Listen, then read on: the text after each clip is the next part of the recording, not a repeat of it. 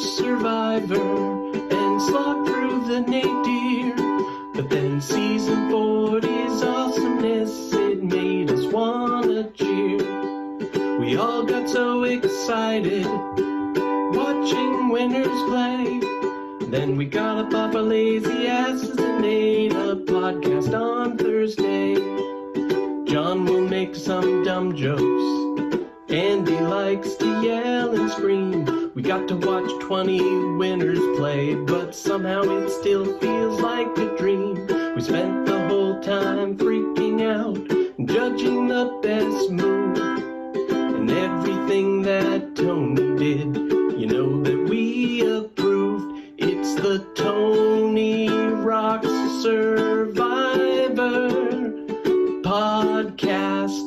Winners at War that Tony won. Welcome to the Purple Rock Survivor podcast. I am John. My co-hosts are Andy, Emma, and Matt, and we are talking Survivor Winners at War, the finale. We're doing something very special, just as Survivor did, doing a very odd and unique finale for us. I'm going to let Andy explain the interactive features that we're going to be using because this is his baby. Andy, talk about your baby. Yeah, so some of you have already noticed there is a chat feature. That's largely for you guys to chat amongst yourselves because I have a hard enough time listening to other people while they're talking. If I'm also trying to read, I'm not doing what's important, which is waiting for my turn to talk. We also have a Q&A function. That's where you can send questions while we are talking. Like if there's something that we're talking about that you want us maybe to address at that moment, type it in there. Matt will be monitoring that and we can throw it in. At the end, we will have a open mic Q&A section. That's when you guys will actually get to speak. And I'll explain it again as it happens, but how that will work is if you have a question for us at that time, you're going to use the raise hand feature, which I think is there. If it's not, we'll figure out another way to do it. I will unmute you and we'll go from there. Important first question comes to the Q&A. Is there a way to make Andy stop talking? No, there is not. There is no way to make that happen. I'm sorry. If there is, I think I would have discovered it at some point in the past 6-ish years that we've been doing this. How long can Andy talk? The limit does not exist. All right, so let's talk about the actual finale of the show because holy shit, you guys. Tony just won an all-winner season of Survivor. Oh my God, we just watched that. It is real. I'm not dreaming. Yeah, I thought he had 0% chance. I was just going to bring this up to you. I don't know if you realize this, but you gave the man 0% chance. What are the odds? It happened again. He defied the odds. You think I'd learn my lesson? I can't believe it. I really can't believe it. It's, I thought it was going to happen. I felt like that for the past couple of weeks, but did not want to say it. Unlike John, I was not going to say it until it would happen, but oh my God, it happened. The biggest season of all time with the, all winners playing at a high level. Tony, a guy who, nobody should, it was a fluke that he won the first time, so we hear, and everybody should have seen coming, won by dominating and never receiving a vote against. Is this life? It is unreal. The fact that Tony played a very aggressive Tony game in the post-merge, no one was like, we should do something about this. It never happened. He made it all the way to the end. They never even came at the king. Unreal. There was a few times they, waved at it. They tried. Kim brought it up. Kim made an attempt. Right. To her credit. And she's honestly a fucking legend for that because she knew, we probably got to nip this Tony thing in the bud and took a shot at least, which is all you can do. Can you believe it, Emma?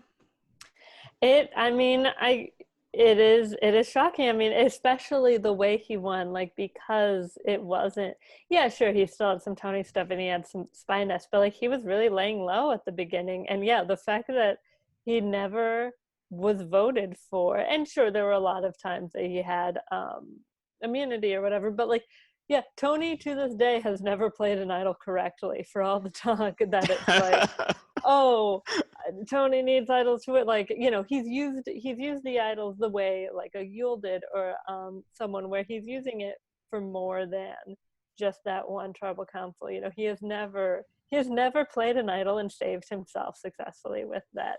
And that's kind of crazy. Like, on the one hand, that seems bad, but it also shows, yeah, they all knew, or I mean, it seemed obvious he was the threat. But gosh, one of the things I had like criticized a little bit Michelle for was the way she came after talked to Sarah, you know, last week about how like going after how like, oh, Tony's gonna be seen as the leader. It's like, and part of what I was thinking was like, oh, as if Sarah isn't aware that Tony is, you know, maybe a front runner. But they all looked fucking shocked when Natalie told them. So I don't know what were, like, I know they don't see the edit, but what were they watching? I don't know, man. That was insane to me that like Tony rightly was like, oh shit, I can't believe she's putting me on blast like this, but also I hope she's telling the truth. But like, is it remotely possible? I mean, we saw Boston Rob whispering on the jury. Like, it was somehow clear to people that are watching from across the tribal council set that Tony is doing these things. How is it not clear to the people on the other side?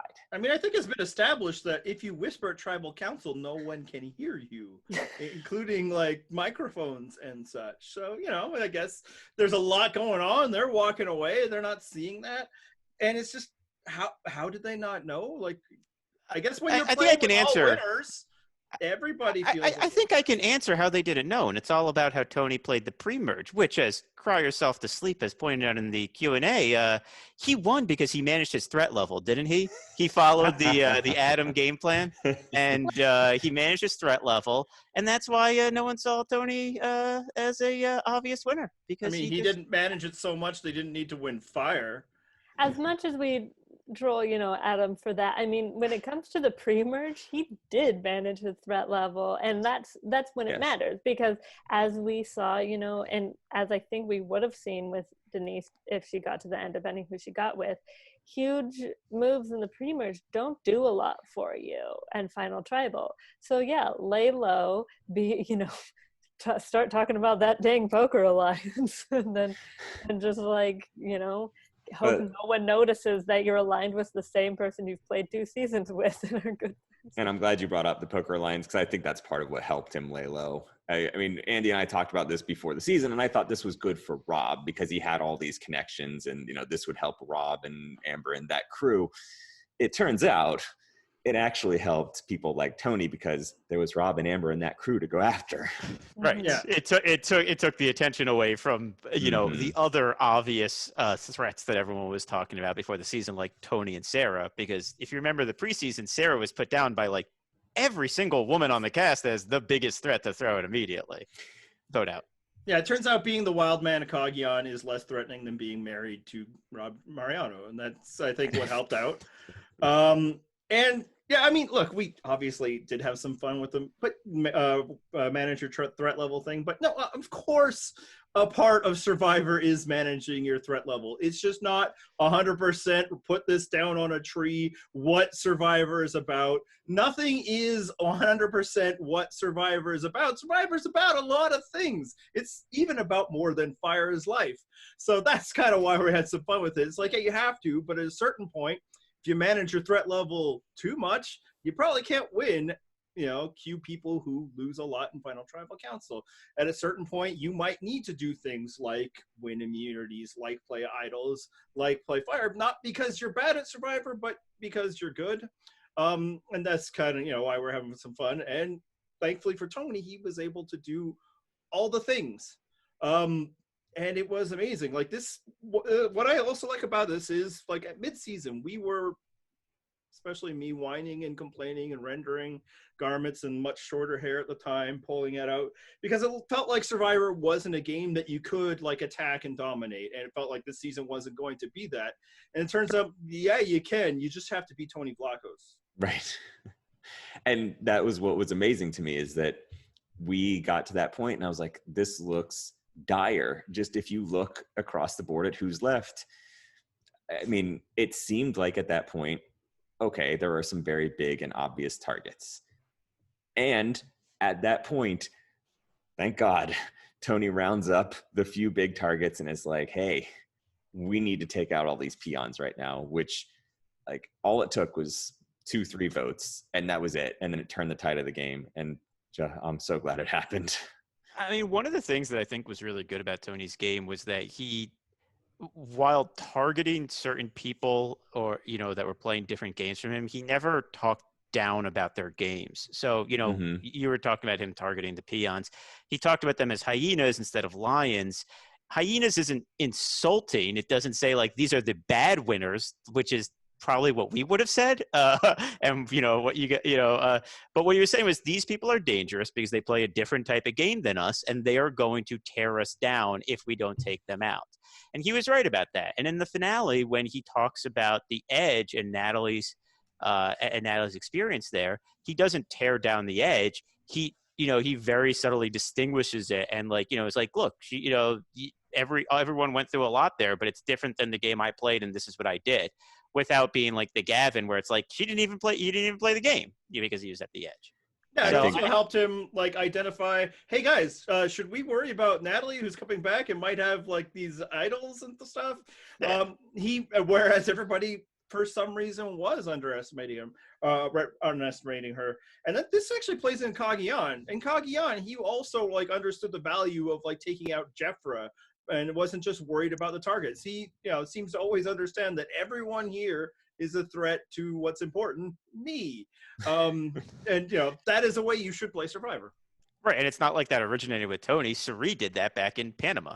Mm-hmm. Yeah, and I think one of the keys here is, you know, Tony was compared to Russell unfavorably, or I guess favorably, when he first played in Cagayan, and the differences are so stark because Russell is the person who would have called the shitty winners, and who would have like belittled the Edge of Extinction experience. Like Tony She would knows have lost. not how you, that's not how you win Survivor. Like you don't diminish the experiences or the value of others. You know, you talk Ben up. Ben, you're a lion just like us. You know, you use your compliments and your like your words, the way you speak to other people, to win their jury vote without alienating them. Like you saw him talking to those people at the final tribal council, and they lit up. They started laughing as soon as Tony would He tell had his them stories. eating out of the palm of his hand, and It was yeah, unreal. like the thing is, you know, people want to, you know, vote for someone where they feel good about voting for them. So even if they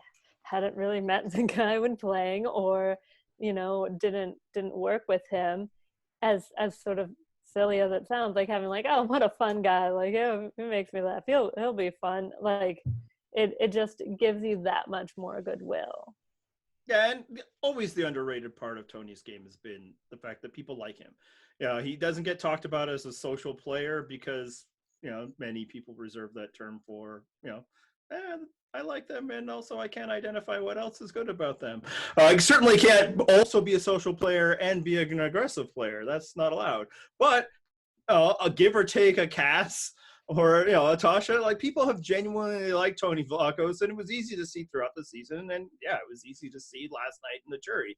It's just fun, man. It's fun being around someone like that, and it's easy to not be upset when he does stuff. I mean, like, he blackstabbed Sarah and Ben like 10 days prior to them, like, you know, tearfully, you know, rooting him on. It just didn't matter because he's Tony. Yeah, so important question from the Q&A now. Was there anything more Tony could have done to make his win more dominant? I mean, I suppose win that last challenge. Would have tied at 5 and he wouldn't have had to go to fire. But other than that, I mean, I think that leads into an even more important question. Is Tony the greatest Survivor player of all time? See, and this is, so I guess if you're going to talk dominance, this would be it. If he did win that challenge, that would allow him to bring Sarah to Final Tribal Council. And if you can beat Sarah and Natalie, not that you need to make his win more convincing, but I think that would do it. I'm ready to say that Tony is the best player of all time in the history of Survivor. You know, when you look at, and obviously this is like anybody. I'm the person saying it. So it's based on what I value. But not only like, is he one of only two-time winners? Those wins weren't exactly, out of nowhere. They were pretty much dominant throughout. He won possibly the most loaded season of all time. I mean, at the very least, everybody in it had previously won. There wasn't like somebody just thrown in. Even Heroes versus Villains had a couple of and if you look at the other parts of Survivor, like, who's more entertaining? Like, like he's like really entertaining. He does lots of stuff. This, season, he won challenges, so he has that part of his bucket. He understands strategy. He has a good social game. Like, if everything that, kind of encompasses what's in a Survivor, Tony can do. So I guess one of the questions to whether or not he's the greatest player is, do you find it more impressive if someone beats all winners because it's a level playing field, everyone's a winner, there's not like, there's not the extra outsized target of being a winner? Or do you find it more impressive if someone who's already won beat people who haven't won? So Sandra winning Heroes versus Villains, she was a winner. She survived despite being a winner. She was able to avoid that target. Whereas Tony, he didn't have the extra burden of, well, he's one of the few winners here. That adds an extra target to him. Well, I think what we saw this season, though, especially at the beginning, is not all winners are created equal. So while, they were all winners, there was a hierarchy that everybody was aware of. And, some of that obviously was chronologically based, but certainly Tony was viewed at points of the game. He was mentioned in the conversations of being in that upper echelon. He was somebody that Jeremy, for instance, wanted to use as a shield. So I don't feel like, he didn't have a target going in to this season. In a way that, like, Sandra was a winner, but she was one of the winners that people didn't talk up. Like, that was actually how she was able to, skate by a bit. In fact, like, Russell Hantz probably like knew she was a winner because people told him that, but he didn't fear her that way. The one thing, and this isn't a particularly interesting answer, but what I think is tricky is I personally think it's just kind of impossible to say that anyone's the greatest of all time, because it's just such a high variable game and it's changed so much. I think you could maybe say Tony is the best modern Survivor player of all time, but like comparing what he did in Cagayan and in Winners at War is just not like is incomparable to like something like Vanuatu or Thailand or anything in the old school game or mid school or whatever. It's just completely different gameplay. And that doesn't make someone like Ethan, I think, a worse Survivor player because he was playing a different kind of Survivor. And I guess it's sort of like, you basketball people like will like to talk about how people point out that, like comparing LeBron James or Michael Jordan or something. And I, again, need to make it clear, I don't know what I'm talking about here, but that the game has changed and evolved and LeBron is a bigger person. And it's the same for baseball that, I heard, I've heard people talk about how if you took a mid-tier level baseball player of now and send them to the 70s, they would dominate because it's just faster and high, because they don't smoke between innings. Also right. That. Though also everyone was taking greenies in the 70s in baseball. So, exactly. basically legal amphetamines definitely help. Yeah, and then if you send them to like the 40s, they're like, hey, who let you in here? Right, yeah, exactly. Which is why you can't compare, but you also can't say like, oh, well, these modern players are absolutely better than these older players, because if these older players, and this goes for sports as well, had the knowledge of what came later, maybe they would able, and had the training and yada yada, insert whichever sport or game here, could take advantage of that, maybe they would be just as good. But it's just an unknowable thing. It's just one of those things in my view. To hop in with a Q&A that plays off this sports question, if Tony is the greatest, but Michelle is Michael Jordan, who is Tony then? I mean, look, I'm almost ready to say LeBron is better than Michael Jordan, although I've been spending a lot of time watching Michael Jordan's self-produced documentary, so starting to feel the other way. But yeah, and look, everything Emma says is fair and true. Comparing eras, all of that, and especially in a game like Survivor, where you can win it so many different ways. It's why we've never ranked players. Oh, that's good and fair. And still, if somebody asks me who's the greatest survivor of all time, I'm going to say Tony. What about you, John? Yes. So that's it. That's the answer. It's Tony. I mean, we can go back and forth. There's obviously variables that would come into play in any season Tony plays. But drop Tony into any random assortment. No one's ever heard of Tony. No one's ever seen Tony. I think he's going to do pretty well most of the time. I mean, there's obviously some deficiencies in his game. But again, I think it's hard to top the way he interacts with people and how he moves through this game. His social game's not as good as Sarah's, but at the same time, he makes up for it in other ways. Like, yeah, he's like he said himself, he's just the multi-tool player. He's good at just good enough at everything, and I think that makes him the greatest. I also think if we're talking about, Tony now who's played 3 times, like who knows the lessons of what made him lose Game Changers, I think if you drop him into anywhere, it's now he really knows what to do. I think he would be hard to stop if, again, as you said, we're in a world where they don't already know, oh shit, that's Tony Blanco. Right. We can't make the mistake they made and let him get to the merge. So. No, I mean, and that's actually a really good point, because if I think about the players who I consider the greatest to ever play the game, they've all lost. They've all been voted out, and most of them have actually learned from being voted out. Like, because like if I think of like what's my inner circle Survivor players on Mount Rushmore, the names that leap to mind are Tony, Sandra, Parvati, Rob. Parvati got voted out her first time. She came back. She was much better the second time, learned from that. Rob got voted out his first time. His second time, he got to the end, but he didn't win. So then he learned from that too. Like, and then Sandra, of course, won her first 2 times, which I think makes her in many ways so impressive. But yeah, I mean, it's just like the best also learn from their mistakes. And while it doesn't completely change their game, they learn how to kind of tone Tony down, maybe the parts of their game that might be their biggest flaws. Beyond just like his legacy of all the seasons, like what about just a finale? Like Tony, like it wasn't as big in the finale as he was in like being extorted or all that, but he still did a lot of things in this finale, like a lot of things I think worth mentioning. Like first off, and I think this is the grand highlight, he was right when everybody else was wrong about Natalie.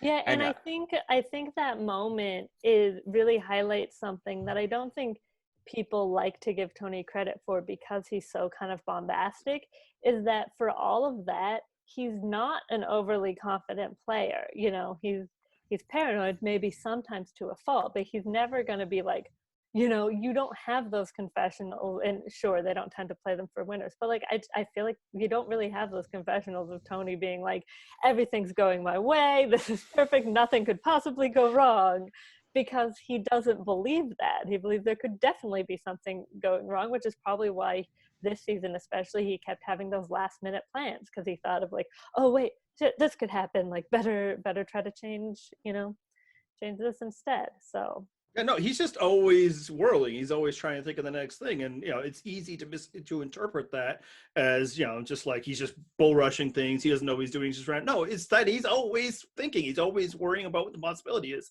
And turns out he was right. He was right. Everybody else was wrong.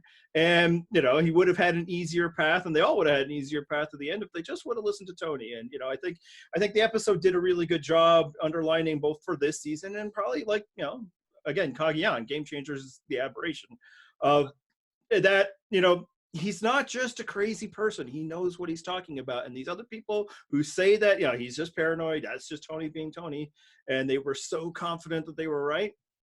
That's why you guys were voting for Tony instead of sitting beside him. Yeah, so let me ask you guys a question that actually from the Q&A that leads into that. Do you think that Tony benefits in his game from people underestimating him and assuming that he has a crazy social game? 100%. And the commenter Nearly Nina compared that to Sandra, who I think also kind of benefits from that too. But they're actually both very good social players, right? Yeah, I think it's similar, like because Sandra's so brash, people think like, oh, well, she doesn't play a great social game, but it just the same as Tony's like mania, it disarms you. Like you aren't seeing what Tony's doing because it's like, man, he seems nuts. He is like always coming up with wild theories and plans, and he's paranoid all the time. This guy is clearly not got his head in the game, but he absolutely does, because he, like you said, spent hours and hours. He doesn't sleep. They showed it in this episode, which I really enjoyed. I mean, he said before, he doesn't fucking sleep when he's on Survivor. So he went through walking around with a torch inside a shell. Like, where's the idol? It's like 3 a.m. in Fiji, and Tony's wandering around carrying a shell with fire in it, looking for an idol. Were you guys like, don't burn down Fiji? Don't burn down Fiji? I saw after the fact, so I have to kind of assume it was at this time standpoint that Jeremy was like, oh man, am I gonna have to go to work tonight? Yeah, no, and in Cagayan, definitely, I think that was happening. They took a look at this wild great guy and like, he's got 0% chance of winning. Let's let him be out front and take the arrows, and he'll eventually, fall, down, or the jury won't vote for him. And then this time around, I don't know if it was that. Like, I think a lot of it was social bonds, but I do think a lot of it is just like people get bemused by him, and that disarms how dangerous that he should feel to them. Yeah, I think that's right. And I think people's kind of, I think circling back to game changers for a moment, people kind of saw like, oh, well, it played the first time because he's playing against newbies, but it wouldn't work against people who've played before because it didn't work on game changers. And I think that, and I don't think Tony wins if he doesn't appear on Game Changers, which is another Q&A, and I think we all agree with that, right? Yeah, no, then he's Kim Spradlin. We saw what happens there. He needed to have his threat level taken down before he could succeed again. And, a similar thing happened to Boston Rob when he finally won, too. Yep. Yeah. And that's 100% it. Like, I think, Kim could come back and do the exact same path as Tony. Like, she got her L, and then she'll come back and win again. I could totally see it if she ever comes back, which who knows? She should do that. Yeah, hopefully she's listening. She's like, maybe I will go back. Yeah, that guy really seems really smart, even though he's Tony's biggest fan. Hey, guys, I don't know. He might be Kim's biggest fan. This is John we're talking about here. Close. I'm just saying she can read. Spy Nest. I don't think Did the Spy Nest work? Did the Spy Nest work?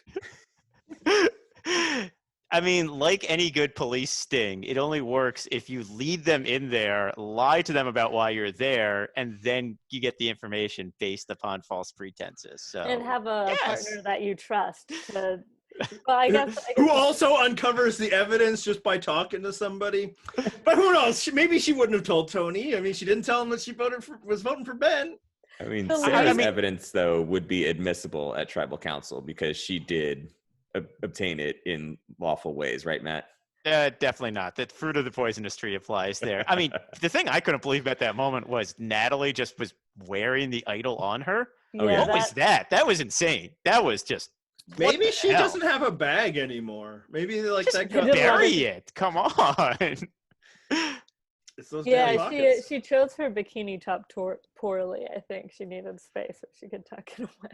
I mean, it also isn't that big an idol. I'm not going to get into all the places it could be hidden, but clearly that didn't work very well.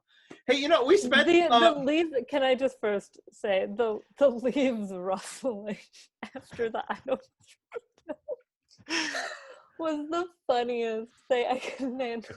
Like, I especially saw. I'm sorry, there were over 2,000 comments, so I didn't make note of who did it. But one of our commenters, noted like, Natalie, oh, here's the idol, and an animate tree nearby starts shaking. No. Delightful. Okay, yeah, delightful. I enjoyed that. Like, it again, just excellent editing by the show that. They leave, and then you see it's clearly Tony actually, as he's immediately getting down from the tree, being like, "Oh my God, I was up there for an hour." Which then at tribal, he was like, "I was up there for a half an hour." He actually lowered it for the jury, which I thought was pretty funny. That's a weird move. That's like a reverse Angelina. Right, that's right. I had to climb like a 7-foot ladder. It's like, that doesn't seem that big anymore. Like, oh, maybe it wasn't that long. We started talking this right away about Tony because that's the right call and we should. But like, should we talk about like how the episode in general? Because that was a pretty damn good finale, wasn't it? Yeah, that was tense as hell. It was hard to enjoy because I was so worried the entire time. And then I was yelling at John in DMs for trying to jinx it for, the last like hour and a half because he's a jerk like that. Yeah, so it was an extremely tense episode, and then there got it to a point. Like the odds were so stacked against Tony towards the beginning of the episode that once he started to overcome some of them, I was like, okay, now I see it. Now I see the path.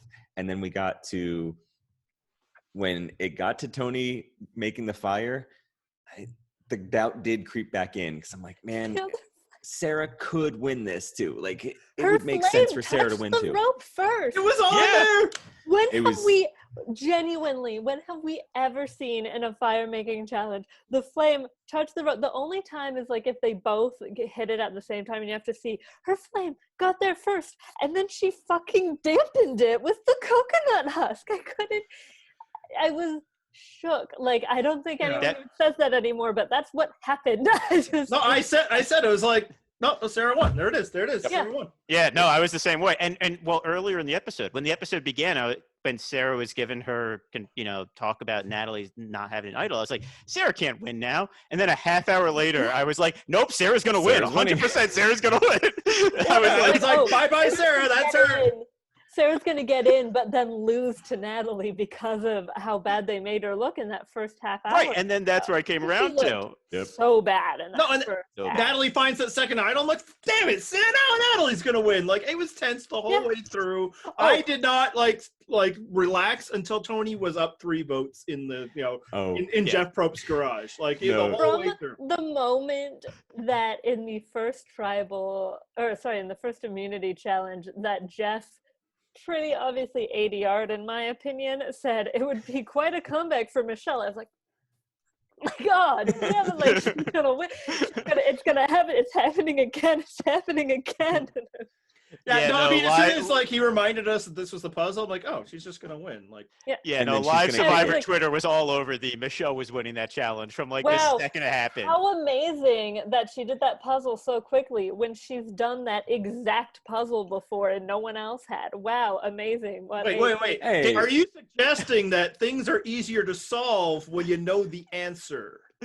Yes. Okay. To be fair, at least she kicked the puzzle again. It's like the one. Why is that fair? It wasn't organic the first time. She only did it because Jeff wanted her to, and the second time she only did it because she did it the first time. I am not into these manufactured ass moments that everyone else pretends they aren't into either. That when like a confessional or a joke or a bit someone has is suddenly like, Rick Devon's doing the like newscaster noise. What a try hard. But Michelle kicking the puzzle when Jeff Probst tells her to. And yes, wow, queen. So epic. What a great gif I'll use forever. I'm so happy they had the shitty angle. In fairness to Michelle, just because, and this is not generally our shtick around here, but Nick had to do a puzzle earlier in the season that he'd won before. How'd that work out for him? No, I don't know if he won it. Michelle, you're better than Nick. Did Nick win that puzzle? Oh, did he? So. Oh, shit. I don't pay attention to Nick. Yeah, I think he might have done the puzzle. I'm not sure if he had won it. People can let us know. I'm not sure how because I'm not really reading the chat. All you Nick fans, jump in. I think it is unfair to let somebody to do a puzzle that they've already solved. The same reason why people don't tend to go to like the same escape room twice. It's just kind of easier. Now, is it more unfair than other things in Survivor that are unfair? Nah, it's part and parcel of it, but it's also an easy thing to avoid. If somebody has done it successfully, change it up. I'm not saying she wouldn't have won anyway. She won the first time she did it. She's good at this one, but I'm less impressed when you solve something that you know the answer to. But they have been using all the challenges this season were challenges from previous Sure, seasons. but it's different. You have It is. To a pole you've clung to before is not the same as solving a puzzle you've done before, especially if you like Tyson clung successfully to that pole like 8 years ago or whatever. I don't know. Time is fake, but you know what I mean. Time has only become fake recently. It's not, it's a construct, but it's not fake. In the chat, it does circle say it that here. Nick won the slide puzzle. Now, one thing I'll say is like slide puzzles are all the same.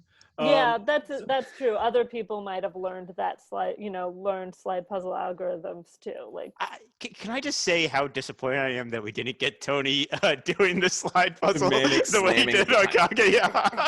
I know he didn't. But he either needed to be just as bad as before or to solve it. Right, exactly. Like and a he was savant, just kind of going- like mildly If Tony competent. had learned the algorithm to a slide puzzle and like nailed it, I would have fainted. It would have been great. It would have been a perfect like defiance of expectations. The juxtaposition of Tony and Cagayan just slamming pieces in like a complete circle. They're not going anywhere. Versus this time, just calmly, Yeah, click, like, oh done, yes, Jeff. well I just have to make sure that the right goes in this order, and then you switch it, and then you have to switch the last one, and boom. Yeah. But despite all that, like this was just a really great finale, which I think somewhat justifies the 10 minutes they just threw in at the end of last one, because there was not room for it here. Yeah, I gotta say, I was unsure about that whole like 3-hour thing, especially because last week those 2 hours just dragged, but these 3 hours flew by, and really to me highlighted how rushed the finales the past few years have been. So hopefully they keep that in mind for the future. But yeah, like that. I looked, I remember looking at the clock. I'm like, oh shit, it's 10:30. Like, oh yeah, I guess it's time for Final Tribal. But like, oh wow, this is how long it took. That's incredible. Like, I was not expecting it.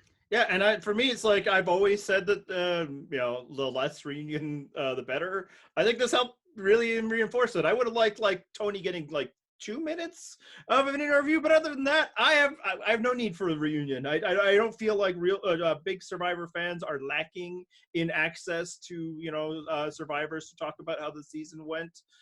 So this is more the norm, that they're just like, yeah, we're just going to give you 3 hours, especially since they tend to cram 3 votes, fire making, whatever, all together. Yeah.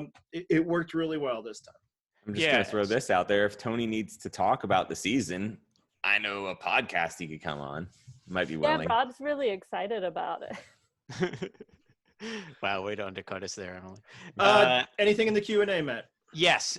So to kind of, since we were talking about going through the episode, let's start at Final Six, because we got a question on that. So Final Six, Natalie plays an idol, Ben plays an idol, Tony plays an idol. That Tony played before Ben. The votes were on Natalie and Ben. Tony didn't receive any. Had he not played his idol, do you think that he would have had to make fire against Denise? No, because wouldn't that have meant 3 people were available for the vote? Yeah. Yes, it would have been him, Sarah, and Denise. Oh, you're suggesting that they would have tied it there. Yeah, they would have tied it between the two. Oh, no, but if they tied it between the two of them, then it would go to Rocks, and whoever was left out of the Rock would pick that. So, no, Right, there so was no way that there would be fire at that point if Tony didn't play his idol. Right. There we go. Yeah. Okay. Way to math that one out, guys. Thing. That was good. Yeah, we did it live, too. We, Yes, I was also part of the math. I definitely knew what to continue with the rest of this. There's a couple questions about the fire making. Tony was in the previous losing position, so that broke the pattern of the fire making winning position. But a question from someone else was this, and he says this unironically, the best fire challenge ever. Absolutely, without a doubt. Like it was we said, like she was there, and then when it was like her fire was big, and frankly, maybe Tony's position worked this time, because it felt like the wind was just pushing her fire away from the rope. Now that could also be, maybe Tony put the kindling on the right side to even it out. I don't know from fire. But in terms of excitement, I mean, yeah, I would say this beats two ladies doing it for like 2 hours. Phrasing, Andy. Wow, Andy, Are you sure jeez. about that? I don't know what type of excitement you're looking for, but No, that's how exciting this was. And also, I don't have the patience for that, by the way. 2 hours. It's a marathon session. Yeah. I mean, certainly Parvati and Yule were like, "What's going on here?" They're competent. Yes. What do you guys? That was probably the reaction there, yeah. Circling back to Final Six then, should Natalie and Michelle have voted for Sarah and forced Sarah to make fire against Denise? I certainly thought so at the Probably. time, but I think probably what was happening is they wanted Sarah in the game. Sarah seemed receptive to Natalie. And Sarah voted with them at the next vote, so. I also think, like, as much of I think it's got to be the case that Denise was more, how like usually in the final, in the finale, there's always that person at like 5 or 6 who they're like, oh, they're a huge social threat, we got to get rid of them, fan favorite game changer Sierra Dawn Thomas being an example of this, but like someone who maybe we didn't see as much, but it turned out everyone really liked. And I can absolutely see that being the case for Denise, where they legitimately thought she was a threat to win, but the show unfortunately didn't share that with us. So we saw Natalie say, turn to Michelle and give her the marching orders. And so I think Natalie was like, yeah, I want Sarah around. Sorry, you were saying, John? and that's exactly it. I think we saw from Sarah her saying like, listen, I've known Natalie for 6 hours now. I think I know she doesn't have an idol. Like, I get it. I mean, haha, it's funny. But at the same time, like, if you're Sarah, you should probably trust in your social game. Like, there is ample evidence that you're fucking good at this. Yeah. So, the fact that at that point they were like, let's keep Sarah around because maybe she'll work with us. She'd probably already put in the work in those 6 hours that she'd known Natalie. All right. Anything else in the Q&A for now, Matt? For now, do we think the Parade of Losers was warranted this season with everyone we had? I would argue that we kind of got that with everyone's kind of goodbye from the edge after the challenge. I don't think we needed an extra segment on that, but what do you guys think? I think this episode and the season in general did a very good job honoring the players. We also got like the pre-recorded, and then they sent in stuff. That was basically a Parade of Losers without making the people walk through it and like ponder, honorifically. And I really appreciated it. I one of my favorite things about this season from the very beginning was that it was honoring these people and thus honoring my investment in them. And I thought it worked really well in this finale. Yeah, I would agree. And I think that'll actually come up in our discussion of Ben later on. There's certain things that I think the edit did this season that was probably framed differently than it might have been in other seasons. And I think that's because of the fact that they were, this was a season of all winners. It's a historic thing. Like, just because you lose this season doesn't mean you're bad at Survivor. And Survivor's editors and producers wanted to present that to the viewers. Yeah. All right. When we move on to the next subject, we're going to have a little bit of a guest appearance here from somebody all the way across the pond, as long as I can hit the buttons right.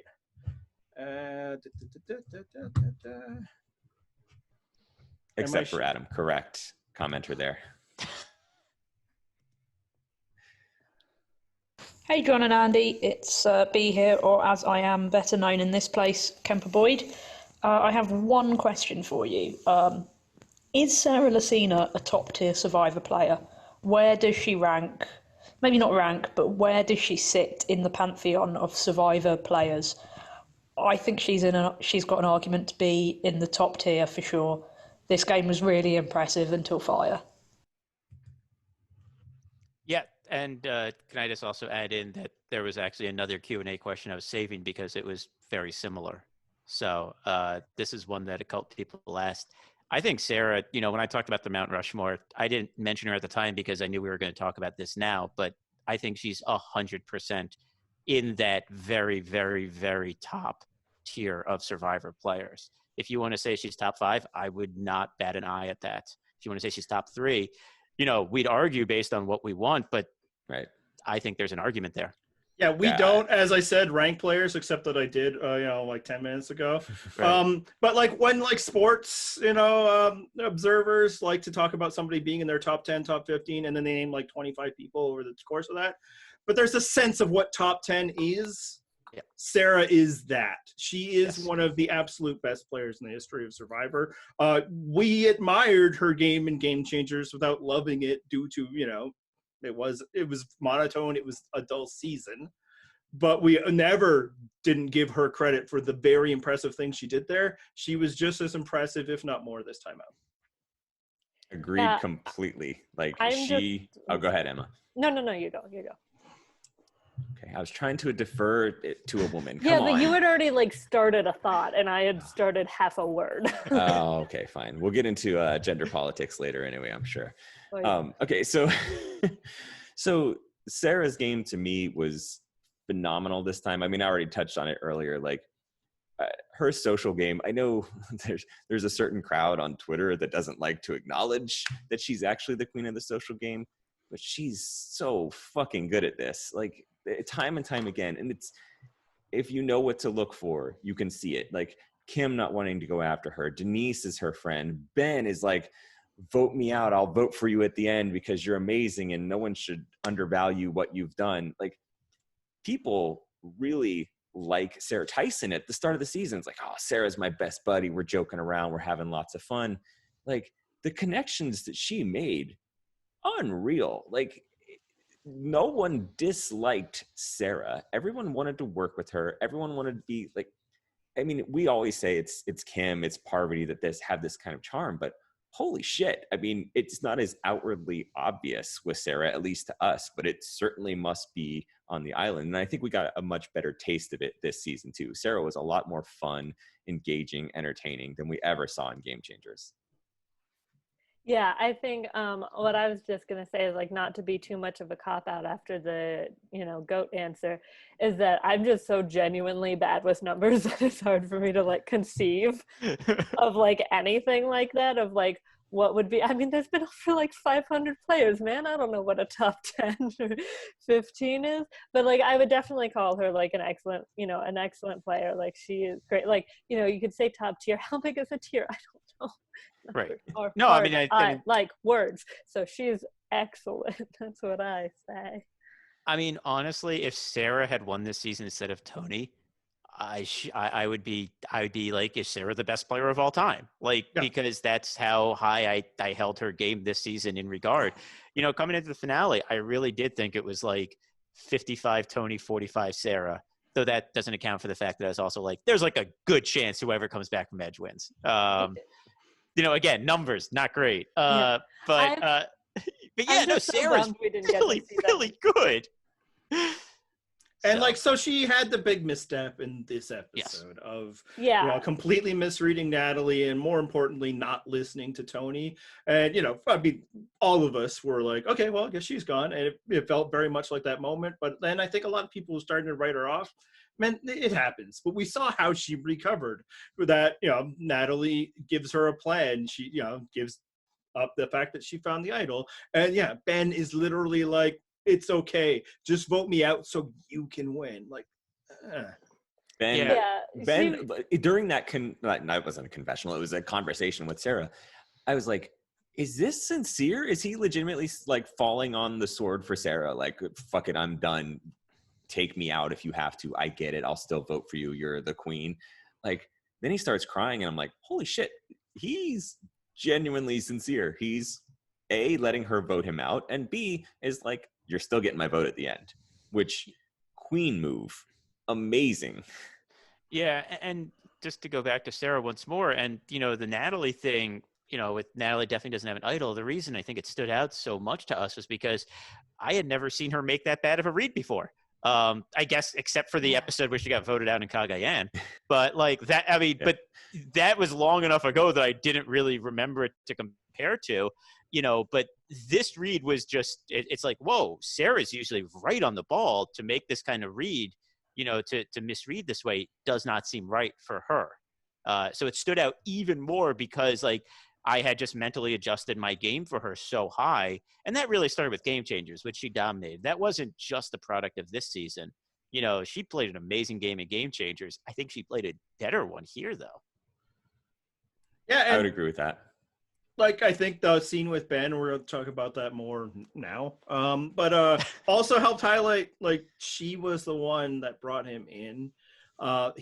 She was probably most why he would remain loyal even after, you know, Tony did what he did. Oh my God, she was the Trish, but no, it's a partnership. And like, yeah, they made that connection at the swap. I guess it's the one, you know, thing of value story-wise that happened in the swap besides, you know, watch your favorites go away.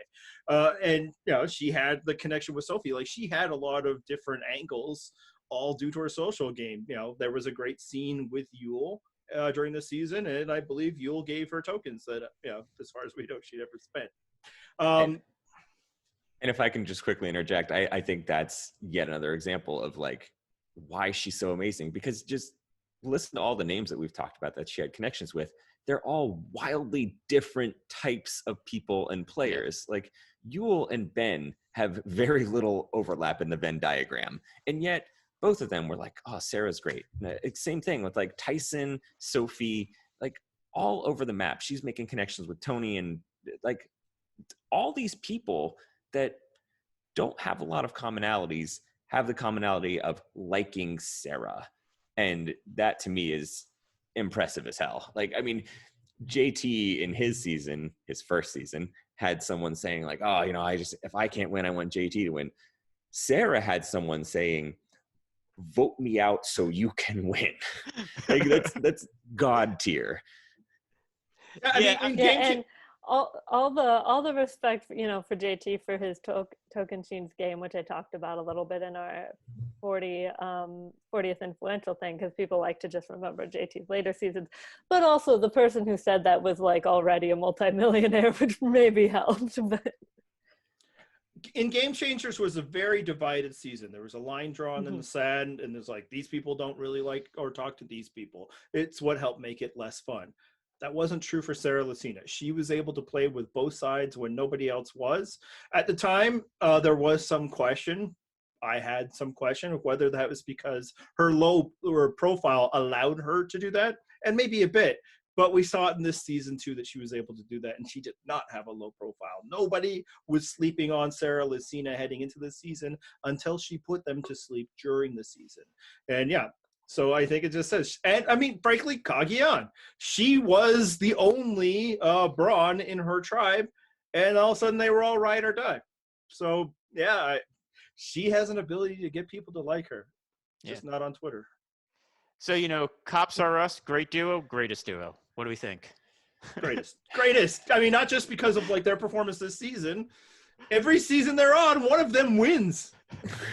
I mean, gameplay results 100%. yeah, it's like, do we mean greatest by best gameplay? Because I'm sorry, but Malcolm and Denise still exist. We're just Malcolm like, and Denise Malcolm and Denise win the adorableness category for sure. I love them so much. But I think their arc really is, I mean, that's just something that you get to have when you have 40 seasons of a show. You know, it's really cool that, like, yeah, we didn't have Sarah actually getting to play with Tony in Game Changers, but we had so many confessionals of her talking about kind of being inspired by his game. And, you know, Rob's sister Nina likes to often say that returnee players tend to try to play like their like the winners from their season. I mean, Kat brought a freaking photo of Kim as her luxury item to Blood vs. Water. To be fair, I would bring a photo of Kim as my luxury item as well. So yeah, but different reasons. And so she, you know, even though Tony was gone right away, she was still kind of following him. And then you have them together, and I mean, gosh, like that going to, like, as much as I really, really wish they had made the final three together, because I was genuinely curious who would win, because that's tough.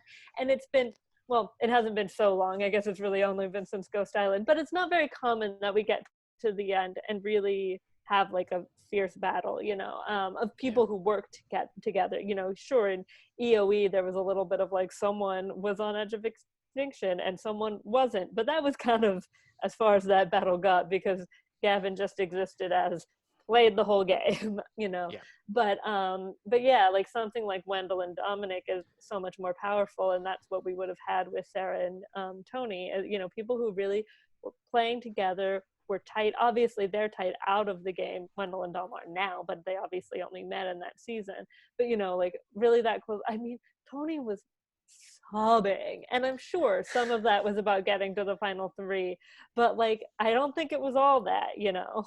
So the reason that I would say this one is probably the top buddy duo is what a 3-season arc. And this was like something that Redmond had said on Twitter. He's like, this is probably the best 3-season arc you're going to get for a duo.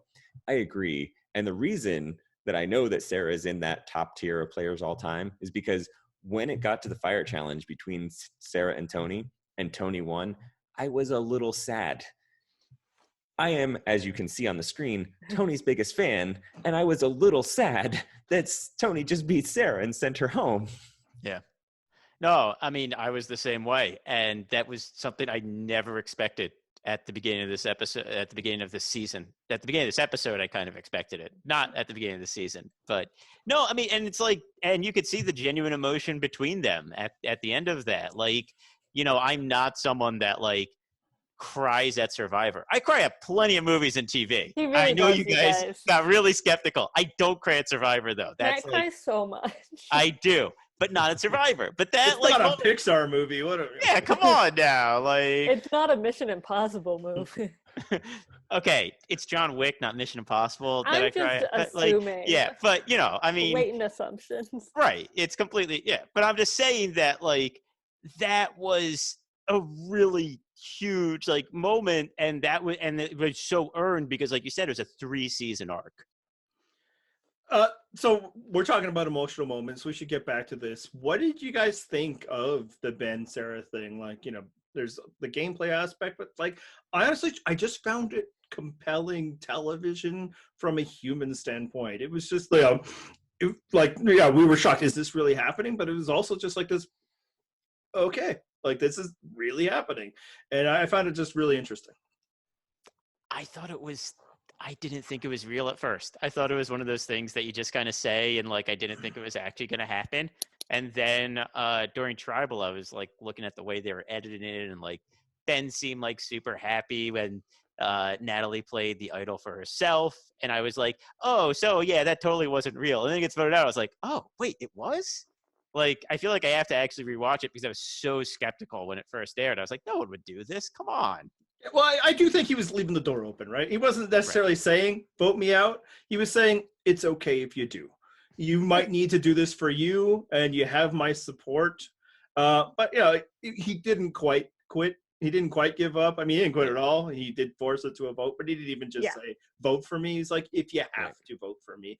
But what's interesting is that, unlike Rafe, it was legitimate. You know, Rafe did it to be like, but you're going to say no. You don't have to. You can vote for me if you want to, Danny. It's fine. I would. And then a day later, it's like, how dare you vote for me? I shall be the sole vote for Stephanie now.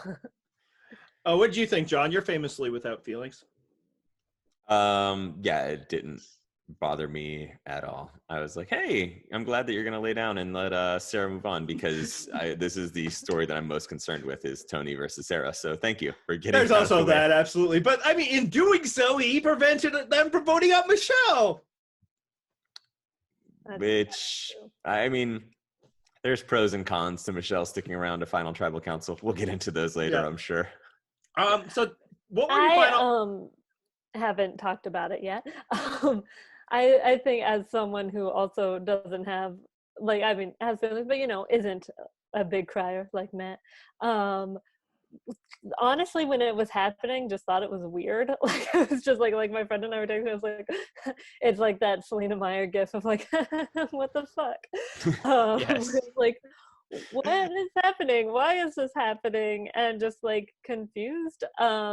But then, you know, I will say, and like personally was not like that, just because I didn't feel particularly invested in a Sarah and Ben friendship, you know? So I was like, oh, how sweet that he's crying for. I was just like, this is weird. And especially kind of, I think, through not necessarily a fault of Ben, but came across a little weird being after the big, like, here's the problem. Sarah's like, here's the thing with sexism and Survivor, and Ben having the kind of unfortunate, like, but they are all our mothers and daughters and stuff. And so Yeah. is Ben trying to do a feminism? Like, what is I want to that? give a shout out to our commenter Chelsea, by the way, who said, hang on, let me get the exact quote because it was really freaking good. This is a wild time for Ben to be discovering feminism. Yeah. Yeah, it was very strange, but I didn't read the Dalton Ross interview, but I saw like segments of it on Twitter, and then I did watch his Ponderosa, and that kind of made it click a little more for me, which is that Ben knew he was going or knew that he wasn't going to win. Like he had that read, which was true. We also had that read, and was just like, didn't want to get raked over the coals by the jury, which I get to a point, especially like this is someone we know, like we have seen suffer from PTSD, and so like obviously it's not the same thing getting yelled at by a jury, but it's sort of like, like why, what do you need the aggravation for? And if you happen to feel at peace with it the way like Denise felt at peace a couple weeks ago, and he seemed very genuinely happy to like be with his friends, and you know what, like he is so tight apparently according to Ponderosa with Denise and Sophie, and if those two like him, how bad can he be? What an interesting, like it was just very interesting watching his Ponderosa and seeing him like talk to these two women and how much he likes them, and we saw him being surprised that he got along with Sophie, which was a fun little moment earlier in the season. And I had I was like, I had another point and I forgot, but then I remembered. Like I've seen a lot of people, not a lot, but I've seen some people on Twitter talking about and on Twitter, not really so much in our comments, talking about like, Ben quit and he was treated so kindly by the editors for quitting and blah blah blah. And as Andy already said, like it wasn't quitting, like he got voted out still. I don't, except for like Austin, because that was the first time that ever happened. I don't really like to count people who like got voted out as quitting, because it could have been like Zayn was trying to play people and it didn't work. There are times where people maybe are, Jenna Maraska wanted to quit and then she won her season. Like, things can happen, but we just haven't seen an instance exactly like this to compare to, because I saw people comparing it to like how Nayanka was treated, and I'm like, no, Nayanka quit. Like that was a quit. And we actually haven't seen that many quits recently either, but like Jeff has gotten softer on quits. Even like Julie McGee, he was like pretty gentle with, and like B in David versus Goliath, like we barely even think about as quitting, even though that was just like her leg, and those were full on quits. This was a little closer. It's still not the same, but a little closer to like an Ian situation, or even in a way Jen and Worlds Apart, of just kind of being over it and like, my friends aren't here anymore, but they're very obviously, based on where it is in the game, very different situations still. This is not something that's really happened before, and so we talked about it. The closest comparison was like Laura, because her daughter was about to vote her out, and she kind of signed off on that. I don't know if you guys remember this, but Sierra voted out her mom. What? It's true. Is that why they call her game changer? That sounds like the biggest move I've ever heard. It's true. But yeah, I mean, look, Twitter, I think one of the rules of Twitter is if you did something in the past, that's who you are always. Yes. So Jeff was mean to quitters a decade ago. And if he evolves or changes at any point between now and then, that's hypocrisy. That's just how it is. Yep. And I'm so glad you brought this up, because it also allows us to talk about something that we didn't bring up when we were mentioning Sarah, which is Sarah gave a whole ass class on gender at Tribal Council, and her haters on Twitter were not here to listen to it. Like, if it had been any other messenger, they would have been like, yes, sing it from the rooftops, which is what I was, because holy shit, someone needs to say it.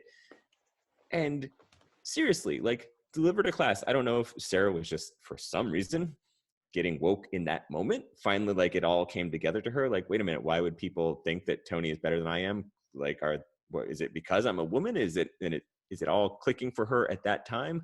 Who knows? But it came together for her, hopefully, and hopefully it sticks. But she gave a whole ass class, and then they, of course, transitioned to Probst. Like, hey, welcome to the Resistance, Jeff Probst. He's like, I'm gonna take baby steps. I'm gonna try, and fucking Sarah nails it with the like, I'm gonna add a moment of levity here. You can call me Lucina. Like, goddamn, bravo, Sarah, masterclass in how to handle that. Like, obviously, it was a very tense situation, and so she diffused it with a joke, which again shows how adept she is socially. Hey, yeah, I think that was a funny end bit. Sorry. The one thing I thought personally with that, whereas like, yeah, sure, it was good, and there absolutely is gender bias in Survivor, but all I was thinking was like, I mean, he did blindside you and then bring you back into the fold. I think that might be why they think Tony's better. Right. Which is, I think, actually why she needed to vote out Ben at 5, because I think she needed to make a big move near the end that was like, Tony didn't do this, I did this. Well, the other thing, that was actually the other thing with Ben. Like, I get what he was trying to do and thinking of it as a gesture, but all I could think of was like, won't that be seen as a Natalie and Michelle move? Like, wow, they were able to convince Sarah to flip. Like, yeah, probably. And go with them, and like, what could she say to argue against that besides saying, no, Ben said it was okay, which also doesn't work. So I think it only works if she's in the final against Tony and not Natalie. Yeah. I think she would get fair. credit over Michelle in that situation. Let's take this transition. That's I think Ben would have stuck up for her from the jury, which he did anyway. Like, right. So let's take this transition. How scared were you that Natalie was going to win? No, super scared. Very, very terrified. Nope. The whole time. You cowards. You can check the timestamps in my DMs with Matt. What was I saying, Matt? I tried not to see your Okay, I'm going to check the timestamps. Can't say that. Can't repeat that. Can't talk about that. Definitely can't screen it's share so that. honestly, John, you sent me so much stuff, it actually got deleted. Sorry. Yeah, two women for 2 hours. As soon as Tony won Fire, Matt can verify this, I went full tilt into the Jinx, and I was like, fuck it, I don't care. Is Tony gonna win unanimously? I'm like, bring it, Jinx, let's do this. Once he won Fire, I felt better. I mean, I wasn't thinking unanimous. 16 people is a lot of fucking people, but like throughout it, like when she found that idol, I was like, this is it. This is what Chris did. This is happening. And whatever. I didn't care about Gavin, so it wasn't that big of a deal, but this was much worse. Okay, John, I gotta call bullshit on you. The first time in the DMs that you actually say anything about Tony winning is 10:47 Eastern time, which is literally 13 minutes from the end of the episode. So I scrolled back to all our talk about Fire until the end of the episode. Yeah, exactly. You said it during the final tribal council. You didn't say it right after Fire. Yeah, and I like final tribal council kept like looking good for my guy Tony, and like Natalie was not getting what it seemed like she would get. Like there wasn't like a lot of affection coming her way, especially in comparison to like the laughter and the just the amusement everybody had for Tony. But I couldn't rule it out because it's like I don't know what she did. She wasn't on my show, Right. And there was such a nervousness, not only because Tony, one of my favorite players of all time, I want him to win, but it's like this is a great season. It won't be if she wins. It won't. And, I want to make clear, last week I said I don't want my previous favorite player of all time because I'm a front runner, so he no longer is anymore. I didn't want him to come back. I didn't want him to win. I didn't want any of them to win. And I was scared. So I put that on. But how do you think she played this episode? Because, she came back. She got to the end. Was it impressive? So I'm going to say this, and this might be a hot take. I actually don't think it was, because I feel like she made mistakes. I feel like she made some bad reads. And, the first time she had an idol, so it didn't matter there. But, then showing Sarah the idol just like, by accident, I thought that was really bad play. And while she did convince Sarah to vote for Ben, like, I don't know how much that was her and how much was Ben. Like, it was tough to disentangle that. It feels like And it was then completely Ben. right. And then of course she won, she had won immunity. So it didn't really matter anyway, because she wasn't getting voted out at she had an idol for 5 and she wasn't getting, and she won immunity. So like, that's impressive. That's what she had to do. But then like, I mean, like, let me say this. When Chris Underwood won Edge of Extinction, we were all like, oh my God, I can't believe someone from the Edge won. But he literally did everything possible to win there. And I felt like Natalie did a lot here. But when Rob said, like, you didn't do everything, I was like, I kind of agree with that. Yeah, and I think the big thing, like, a lot of people are like, oh, now you have to take the person out of fire. That's the thing. It's like, she didn't need to go to fire. She needed to not be there against Tony. Yep. And I think that's what he's saying in that moment. You did a lot, but you didn't do anything. Is that you didn't take out the person we'd prefer to vote for. So that's why we're not voting for you tonight. What I found even more interesting is that it seemed like her social game on the Edge, which should have given her every advantage, apparently wasn't that strong. Yeah, and I speculated this on Twitter during the thing. I was wondering if the act of competing for fire tokens, which were almost always a zero-sum game, made it so that the Edge was less of a love fest, a community thing, and more of a, this is competitive and you're taking my chance to get back in the game by you getting fire tokens. Yeah, especially as we see the people who did vote for her are, Tyson, who she gave an idol to, Parvati, who she shared sort of, we assume she got some of those tokens, but she found stuff with, and they had shared peanut butter with each other and stuff. Then Ethan, who we didn't see this on the show, but I read that apparently there was this, I'll should say as quickly as possible, this thing with the log making challenge where you could have gotten an extra one if someone didn't finish and you carry some more or whatever. And she took one so she'd be ahead, but then didn't keep going to give Ethan a chance, and he appreciated that because obviously we saw what a moment that was. And then Jeremy, who Jeff was like, wow, Jeremy, a late addition to Edge of Extinction. I'm like, bro. Jeremy, who she's been friends with for 8 years now. Yeah. And they don't even live that far away from each other because the East Coast is stupid small. And so they just hang out.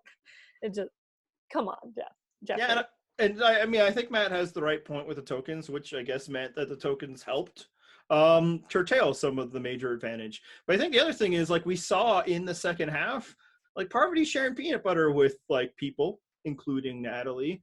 But Natalie, I don't think reciprocated. And I think there was a tone set within that group that, yes, we're competing, but we're also doing this. I believe Parvati has said that Natalie did not actually share any of the tokens that they got from Tony. So I think, while I get it, I think Natalie is fully within her rights. I think that's one of those jury plays, right? One of those things where people are like, oh, yeah, why?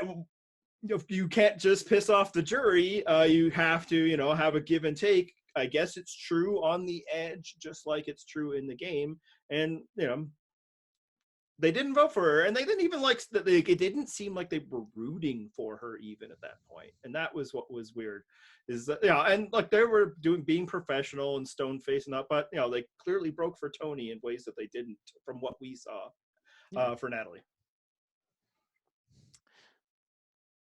Any questions in the Q&A, Matt? Sure. These are part Natalie, part Michelle, but so do you think that Michelle would get votes if the EOE returnee's not in Tribal Council? Stick to the plan thinks that her underdog story was stolen by Natalie. Is Sarah there instead?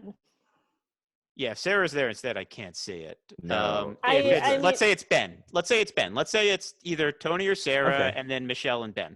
Sure. Because if it's Sarah, I think it's possible there's 2 votes she gets. I don't think she'd get as many as Natalie. So Parvati and Jeremy? Yeah, at best. Because I think it was Barbara, but again, we're not looking at the chat, pointed out that so sorry if I'm misattributing this, but that that Ethan and Parvati never were with Tony, which is the other problem of Edge of Extinction. And that was true of, some people who never were with Natalie or Michelle even.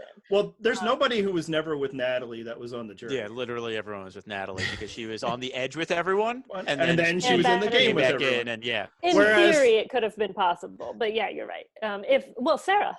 Oh, wait, no, because Sarah had gotten voted out. Sarah actually teamed up with her for a bit. Was the thing that happened? Natalie helped vote Denise out. They made this unbreakable bond so that she could read her. That's that 6-hour unbreakable bond. But yeah, Michelle then would have a couple of the people from certain swap tribes and original tribes. Yeah, Michelle would have had people that she never played with, just like Tony. Because Tony also got. Let's consider Michelle versus Ben. Michelle versus Ben. If it's Tony, Michelle, and Ben, what do we think? Do we think Michelle and Ben are getting votes? Here's another one. Michelle could get Natalie's. Yeah, that's true. In that situation, Natalie, you're right. If Natalie's voted out, it's possible that Natalie is like, hey, I came at this knowing I had to get out Tony and I didn't, and that shows he's the best. But it could also be I worked with Michelle. She had worked with Michelle when Natalie got voted out. So it was a natural ally, not just you're who's left. So I guess I'll do that. But I think what all this is no, it's not about the underdog thing. We're thinking people who liked Michelle might have voted for Michelle. But in terms of the underdog, really all we can then is the 4 votes that went to Natalie. Would they have transferred to Michelle? Or, of course, now Natalie's vote. Because Michelle was available as a vote. And nobody voted for her instead of Tony. So really we're just asking, would somebody have voted for her instead of Natalie? Yeah, maybe. But it wouldn't have been very many. I do think it would have been fewer. And I think what's a part of it, and this can transition to our conversation about Michelle, is people get a little hung up on how many votes somebody gets as a mark of quality or not quality. And, and there's a lot of talk, and, a lot of it comes from a nice place. People are kind of did Michelle deserve to not get 0 votes? The answer to that is yes, she deserved to not get any votes because nobody there thought she was better than the people she was against. Voting is picking a winner, not deciding, she wasn't awful. And that would have happened, whether she was the underdog or not. It never would have been very many. And what do you guys think? Was it awful for Michelle that she got 0 votes? If Aubrey only deserved 2 votes, then Michelle didn't deserve any this time. Damn. Ouch. Hey, if the whole thing is if you win, you win. If you win, you win, and if you lose, you lose. The whole thing was a lot of Michelle stands is that. Yeah, she deserved to win her game, and the whole problem. And okay, so she got those 5 votes, and Aubrey only got 2. That's true. You know what? This time she didn't get any votes. That's also true. And the winners deserve to win, which is exactly what they said about Michelle. And in this case, you know what? Because I know the Michelle fans like to just invent the story of Michelle. Just say that Tony was an A+ and Michelle was an A or A-. You like to elevate her anyway. There you go. You voted for the A+ because, hey, why wouldn't you take the A+ over the A-? Because I will say, and I, first I'll say I don't think Michelle played a particularly good game, and I don't think making it to the final 3 necessarily means you're good. We don't say that Philip was a great player unless, where the sky is falling on He our did website. get a vote, though. Yeah, exactly. But, from Ralph. but I also think, and I think this is something that happens a lot in the Survivor community, I also don't think getting 0 votes means you're a terrible player. Sometimes, Spencer and Tasha played fine games in Caramoan. Dawn played, I was thinking ahead. In Cambodia, Dawn played well in Caramoan, and there was my problem. And Stephen played a great game in Tocantins. He wasn't as likable as JT, and they played really similar games. And what are you going to do? So that, I don't think that's really the situation here, but if you want to be charitable, you can view it that way. Yeah, that's my larger point. You deserve a vote if you people think you deserve to win. There's no like, you know, and I think some of this stems back from like Vitas fucking around and deciding second place or whatever. But, you know, like people are saying, I don't think she deserved to win, but I think she deserved to vote. Those two are incompatible thoughts. If you don't think she deserved to win, she shouldn't get votes. Only people who should win get votes. That's how voting works. You vote for the person you think should win. So if you yourself don't believe that she should, it's not surprising that nobody else who played with her feels the same way. And yeah, as for, you know, she played better. She played a great game because she made the finals. Okay. Did you say that about Troyzan? I feel like the people saying that about Michelle didn't say that about Troyzan. You know, when it comes to other players, we know that, you know, not necessarily great players make the finals. Sometimes, usually, almost always, there's a player that gets there because people want them to make the finals. And it should be noted that she was the person selected to make the finals this season. So let me just throw a Q&A in there. BBB says, and I'm guessing he's probably getting this for some postseason interviews because I haven't gotten around to reading them yet, that Wendell, Nick, and Adam were all thinking about voting for Michelle, but decided not to because they didn't want to give Natalie the win. They were worried that throwing votes, taking votes away from Tony, giving them to Michelle would give Natalie the win. I don't know. People say stuff in postseason interviews that happens. Sounds like a nice thing you say about your friend, right? It does sound like a nice thing you say. Yeah, I mean, if I'm those ever are going to all talk three to you again, people. I'm going to say, oh, you know what? I did want to vote for you because we're bros. But, you know, I had to make sure that Natalie didn't win. I felt Yeah, like you deserved to win, but not as much as I felt like Tony deserved to win, is kind of another way of saying that. Yeah. I do think it's notable that those are three people who, you know, had met Michelle before the game or like had, you know, friendships with her. And the only one who, you know, other one would be Jeremy, who like, Michelle's not going to be mad at Jeremy for voting for Natalie. Like, right. They're like best friends. Yeah. I mean, and look, I've been hard on Michelle in the past. I don't think there's any secret about that. But I think Michelle's game is basically the better version of Adam's game. So, you know, I would believe that Adam would have considered voting for her. You know, she manages the threat level well, and she does a good job of surviving in terms of sticking around. That's how Adam won. So, yeah, you know, and I don't think it's a game that will win you a season occasionally, as we saw. It's not a game I particularly like watching. Michelle is the Adam that can win challenges. Yeah. Which is why it's won a couple challenges. Yeah. But Michelle's won like plural. more than a couple. Like Michelle's won like Fair. Look, she Fair. can do some things I'm well. just- I'm I'm glad willing to for- say she's a top 100 player in the history of Survivor. I'm Wait, glad I got to for- count out 100 there. No. I'm glad for Wendell's sake that he didn't vote for Michelle, because like it seems like, you know, from what we've seen after the fact, that he went into this season thinking they were cool and they were gonna protect each other. And like imagine he throws her a pity vote and then goes home and sees all those confessionals from being like, Wendell betrayed. Wendell was such a bad boyfriend. And he'd be like, well, I should have really voted for Tony. That would have. I think what this And finale awkward. shows is that there's a limit to just hang on and get to the end and hope people like you better than the other people. That'll work great if they don't like the people you're up against. You know, if you're playing against people who actually did things well and succeeded and like knew where votes were going to go and, you know, gained respect for people, you're not going to win. And, you know, look, it's a way of playing. It can be successful at times, but it's not necessarily a high odds way. A lot of things have to break your way, and they didn't this time. And this is where we're at. Did she play horribly? No, I don't know if anybody played particular. Actually, I have a name. Danny. Danny, Adam. I think fine. Wendell played pretty bad too, honestly. It but- was fine. Yep. But she, you know, when you don't play that well, you're gonna get beaten by better players more often than not. Yeah, and I think actually her approach, I think works I think her approach is a approach that works a lot better in newbie seasons. I think in an all-star cast, I think it's a really poor approach because there's usually enough people there that being better liked than the remaining people, it's a really tough road to draw. I don't think that's a good path for this type of season.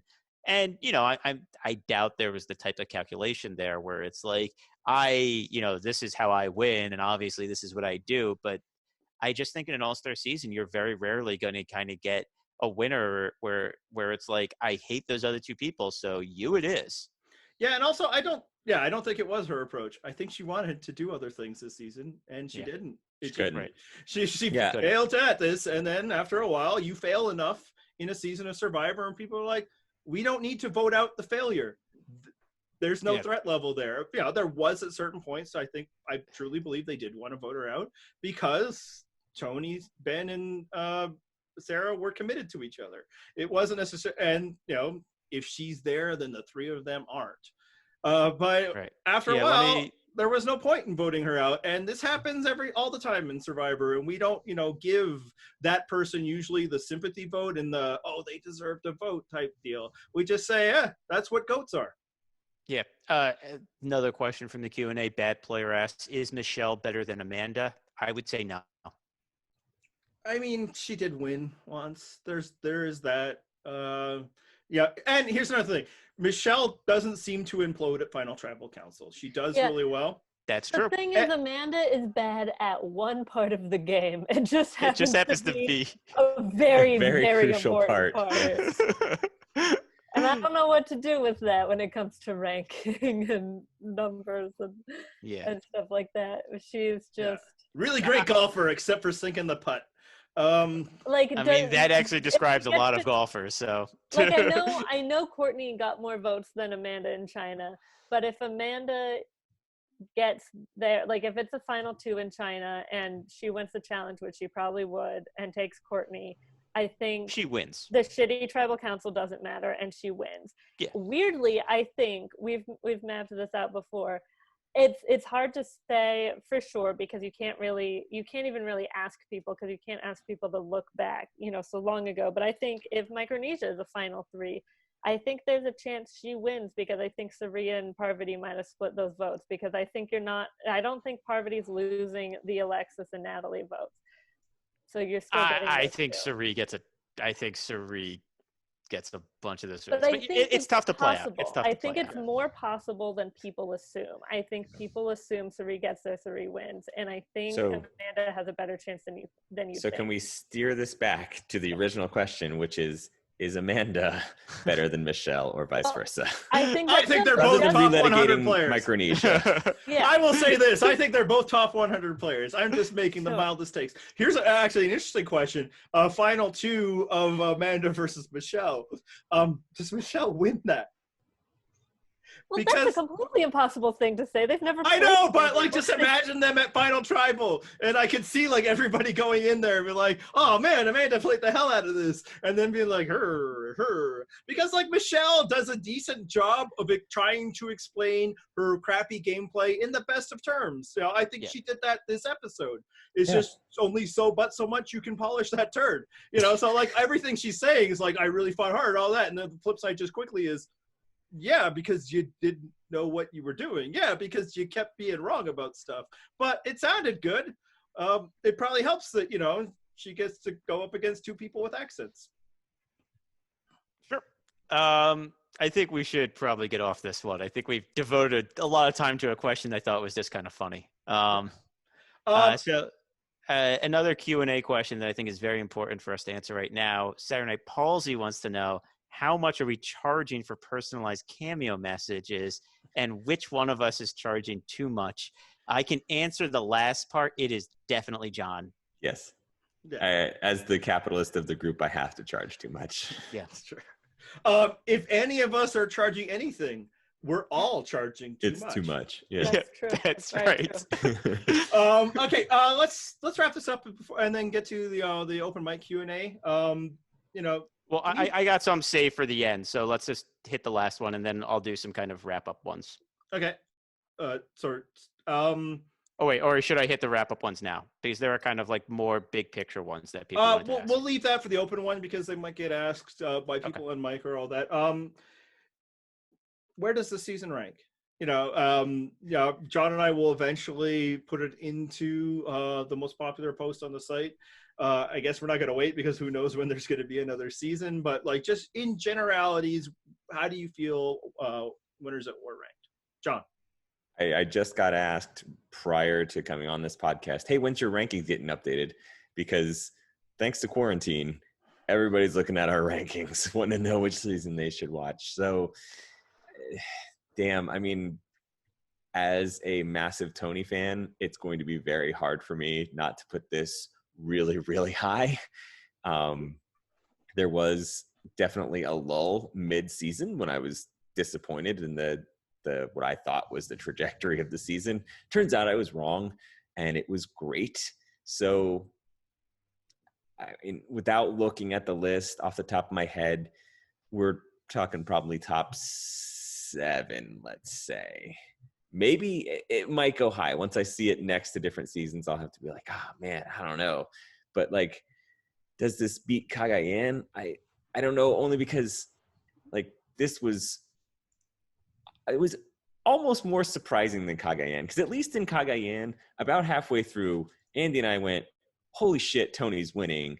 This one, it was a little further than halfway through. We went, holy shit, Tony might be winning. But then in the final episode, we were like, oh my God, Tony might not win. There was still the drama all the way through. Right. So, But does that enhance or detract from the season? Like, this was exciting all the way through. And like in retrospect, like the things that we were worried that would pull it down didn't. Emma, Yeah. what do you think? Well, again, you guys are asking me to deal with numbers, and that is rude. I was not actually that high on this season. I think there were a small handful of episodes that I thought were top tier, but I think there were a lot of lulls and dumb storylines and you know, bad game mechanics and stuff that just didn't really do it for me. It's really hard for me to compare to really old seasons. I haven't rewatched a ton of seasons, so that just makes it tough. I know that's true for some of you as well. I'm not saying top 5. I don't think it's top 5. Maybe top 10, easily top half. You know, what's the third? Top 20. That's a bold statement. yes. But I'm like, I easily mean, top half. And then I was continuing. I was like, maybe top 3rd, but I don't know what that is. For slowly 40. moving up the rankings 13, here. 13 Yeah, would be like, now top 3rd. like I'm not sure about 10, maybe 10, probably at least top 15, I guess. Well, a quick question for you, since you're the one currently answering it. How much does the nostalgia factor figure in? Because to me, that made a lot. Like, I didn't feel about any other season that I can recall quite the way I felt. Like the first episode of the season. I think that factored in a lot for the premiere. I think it factored in less as the time goes on, especially as the players you're nostalgic about keep getting voted out. Right. Something I know, I mean, this finale was really great, and a lot of finales aren't that great, so that helps. But something I really felt last week was like, you know, the premiere, and then, you know, kind of those first episodes, there's that like constant anxiety of who was going to get voted out, which was, you know, bad in one way because it's not that fun to feel anxious, but also was like showed how invested you were.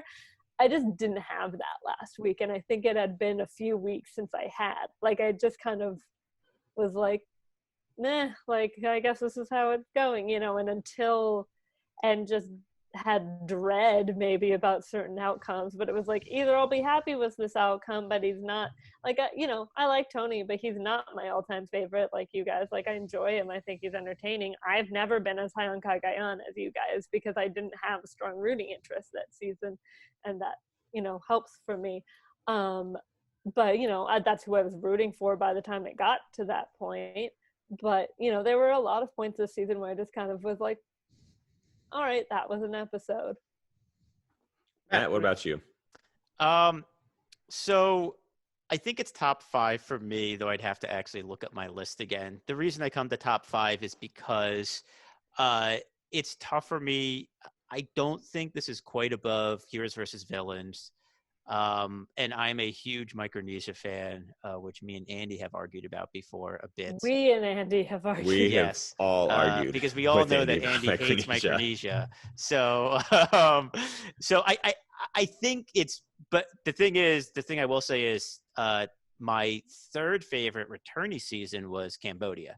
And this is above Cambodia for me. And I think it's pretty easily above Cambodia for me.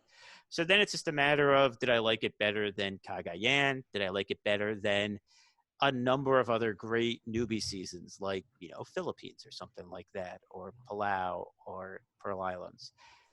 And that's a little tougher. But I think the answer would be probably. The nostalgia factor was one that carried me a really long way. I like this season felt like a big journey. Like I felt the lows, the lows hit harder, the highs hit harder. It made the ending rewarding because we saw someone play what I thought was both a great game and a really entertaining game. There were moments of levity throughout, even during the pre-merge when it seemed that everything was going against us. I mean, honestly, if the pre-merge hadn't teased us so often that the choice between the player I wanted to stay, if the alternate had not been teased as always being like Adam, or Ben, Adam or Ben. Yeah, I mean, like the pre-merge would have just been fine. Like I could have lived with the people that got voted out being voted out if the show hadn't been dangling a much more palatable option in front of me every single week. Like that's my biggest, Right. demerit to the season. I thought the post-merge was.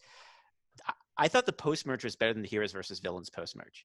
I really did. I think the reason why Heroes versus Villains is number one is because the pre-merge is great too. But I thought this post-merge was incredible, and I thought it was really entertaining. So, like, you give me some time, and like suddenly I'm talking myself into like, yeah, this is the best season ever, or something like that. Like, I could see myself saying that, but I think for now I'll be conservative and say top 5. Yeah, see, the things that were holding me back throughout the season were I was worried about Edge of Extinction. It didn't really matter, and ultimately, I think it did give us a lot of nice moments. The nostalgia factor was huge in the premiere. It was huge here in the finale. It was also huge in the family visit. So that's just like an element of that it gave. Ethan moments, like it gave, I think, more than it detracted, because the person who came back didn't win. And so that's something I need to factor in. Also, like I was really worried about what the pre-merge trend was threatening to represent for this season, that it will just be like this season's version of Tommy or something moving forward. But again, that also didn't happen. So it's hard, now that I know how it turned out, and it's like, oh, well, actually all those steps were along.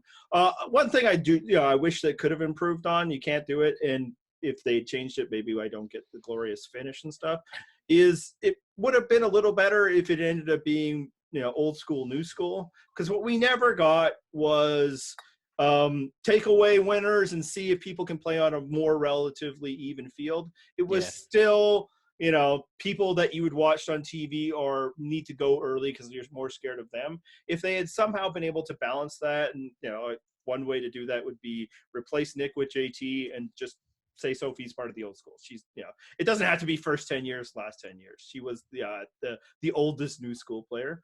Bam, there you have it. Now, old schoolers are finding their own reasons. The youngest old school player. Yes. The old schoolers are finding reasons why some of them are targets. New schoolers can't just be like, hey, nobody cares about me. But in the end, it didn't matter because the post-merge was so exciting. And thus, I gave up that earlier, complaint.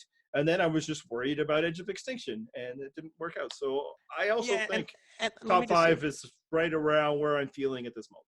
And let me just say something about Edge, because like I think for a lot of people, Edge could detract from the season, and I totally understand why it could. I actually think it added for me. One of the big draws of the season, one of the reasons I loved it was the ability to spend time with a lot of these players that I hadn't seen on my TV in a while, and players that frankly, this is going to be the last time I see on my TV. Unless they like come back for some weird, oh, it's Cochran role. But and so the Edge, while it did take away from what was happening in the game, it also gave me that nostalgia that really added to my enjoyment of the season.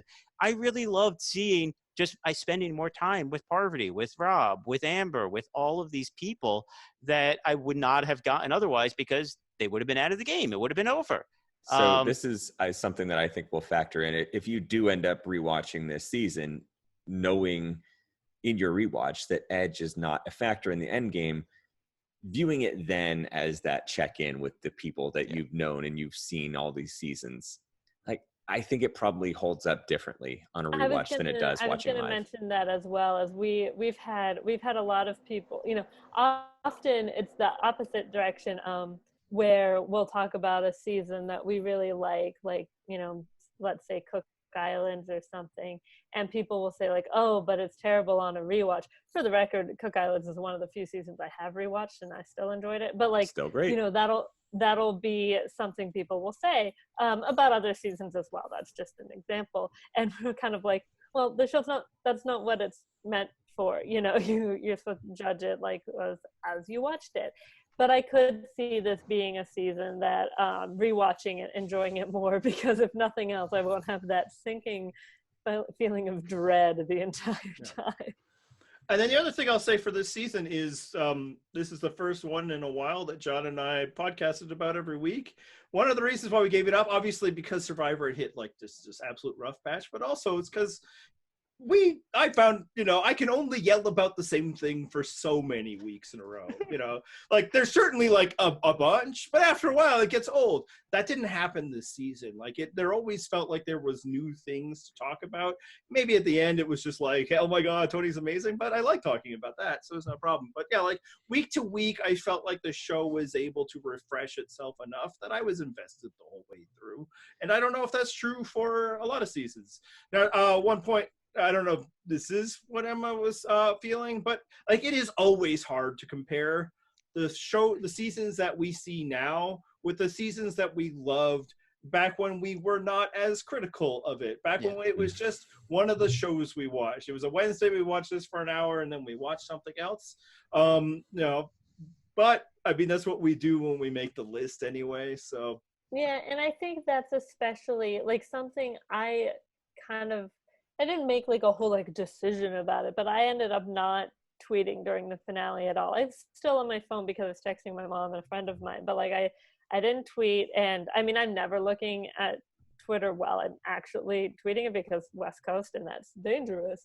But it was nice to just kind of enjoy it and not be like, I better think of a clever take and like stuff like that. And it kind of got me thinking, even though it didn't really apply to that aspect of it, is that I don't know how much interacting with people and stuff is, or like being that deep in the fandom is really helping me enjoy the show. Like we've kind of addressed this to a point, but like I bet Sarah is a more enjoyable character if I know less about her, and yeah, being informed is important on like other things, but it's not like rooting for Sarah is gonna like actually affect any policies, and some people are fully able to separate that, and and that's fine, and some people can't, and that's fine too. It's a different thing, but I can see why being a casual might just be a happier existence, and an existence where you enjoy the show a little more. But keep watching in our website and this live stream that we're here now. No, look, I mean, also I'm saying that for me, and like other people don't feel that way. Yeah, no. And sorry. No. You finish your thought. Mine. Well, we have been steadily disengaging from the fan community and just like, we're just going to chill with the people we like. And that I think has helped. Obviously, it helps more when a season is this and not Island of the Idols. But I will find like another thing that made this season enjoyable is there wasn't like from what I saw, and I've done a lot of filtering of my environment of the commenters, but most people seem pretty invested and happy, and that helps too.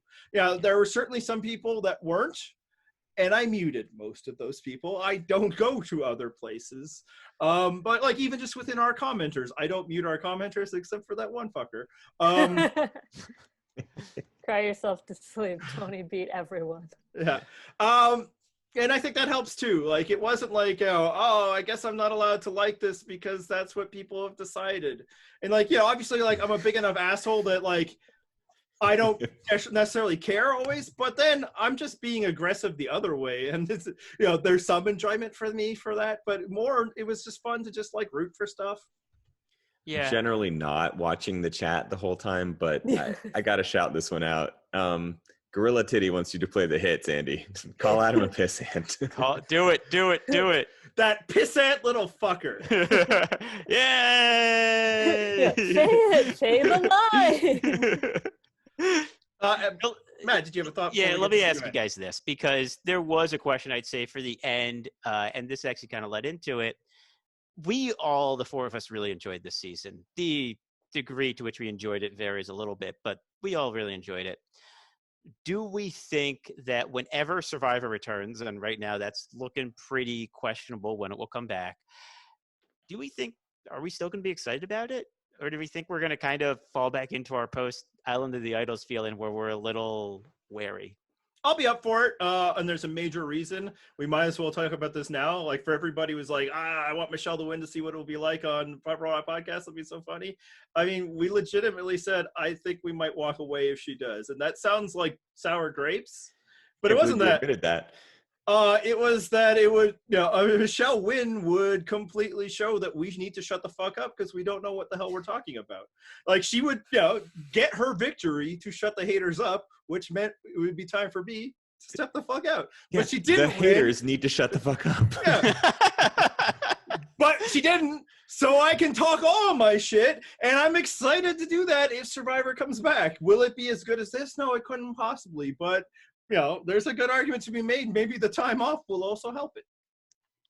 That was where I was at. I think if we do get a relatively extended break before we come back, that might help. I missed the show more. Yeah, and I also think that whenever you see, one thing I would hope that when it comes back is we just saw Tony win again. A lot of people in the community are going to talk about how great Tony is. Like, maybe people are going to stop thinking that the way to win isn't to emulate the people that we've seen the past couple seasons, but to try to play more like Tony. Now, maybe that means that everyone who plays more like Tony will immediately get voted out, which is kind of what's been happening the past couple of seasons, but maybe not. I mean, maybe we will, maybe we will just see more and more aggressive games, and, we'll get end games that aren't blah and disappointing like we had the past couple of years. So, all right. I'm up. Since you're still awake, should we get to that audience Q&A that we promised? Yeah, we probably should. All right, we're going to start this off with another video because we are 4 members of the Purple Rock Podcast, but we do have 2 other unpaid staffers like the rest of us. So let's watch a video from Brad. Hey y'all, it's Brad. As the only senior citizen on staff, I really do need to be getting to bed. But I figured that I should probably get in on at least part of this very special episode of the podcast. So here's my question. Dalton Ross published a series of interviews earlier today, and it sounds like Tony had 2 unseen uses of fake idols that he credited as a positive impact on his game. So I want to get Andy on record here about how he feels that Tony, the newly crowned king of Survivor, was talking so positively about fake idols. Thanks, guys. I'll take my answer off air. How about the fake idols, Andy? That's nice. It's not canon. Whatever.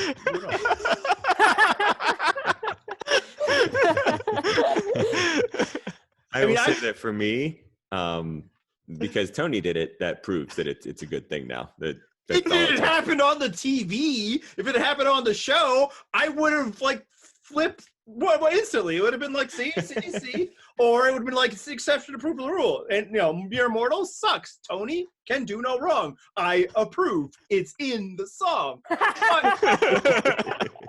It didn't happen. It wasn't on the TV, so I don't need to do anything.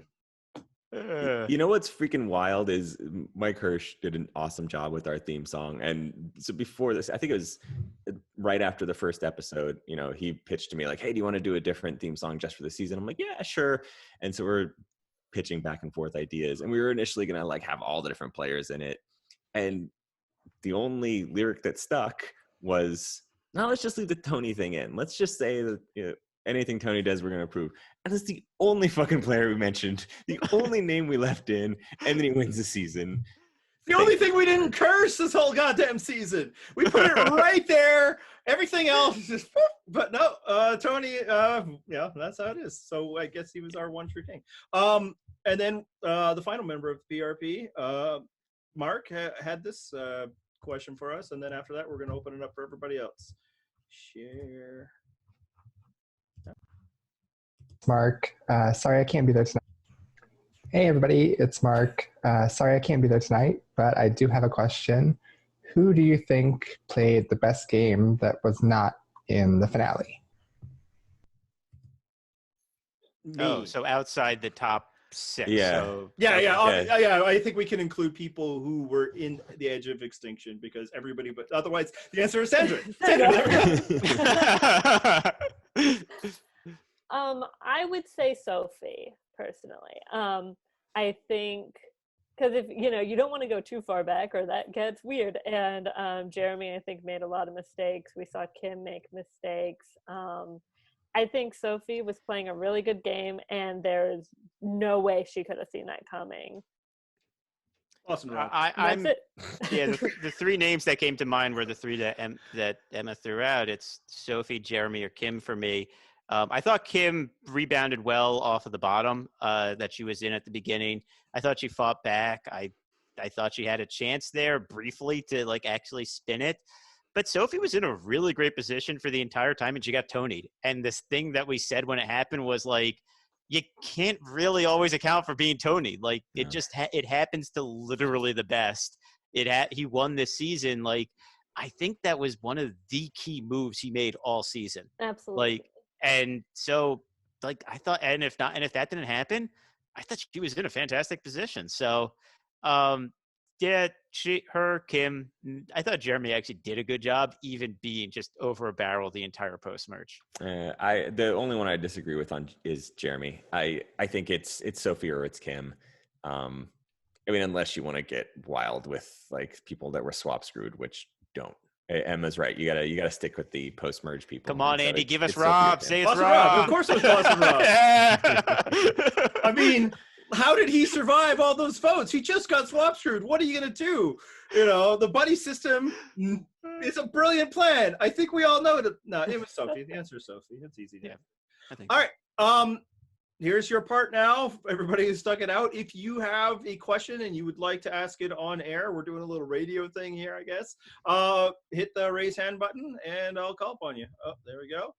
First one is going to be Cry Yourself to Sleep. Are you there? Perfect.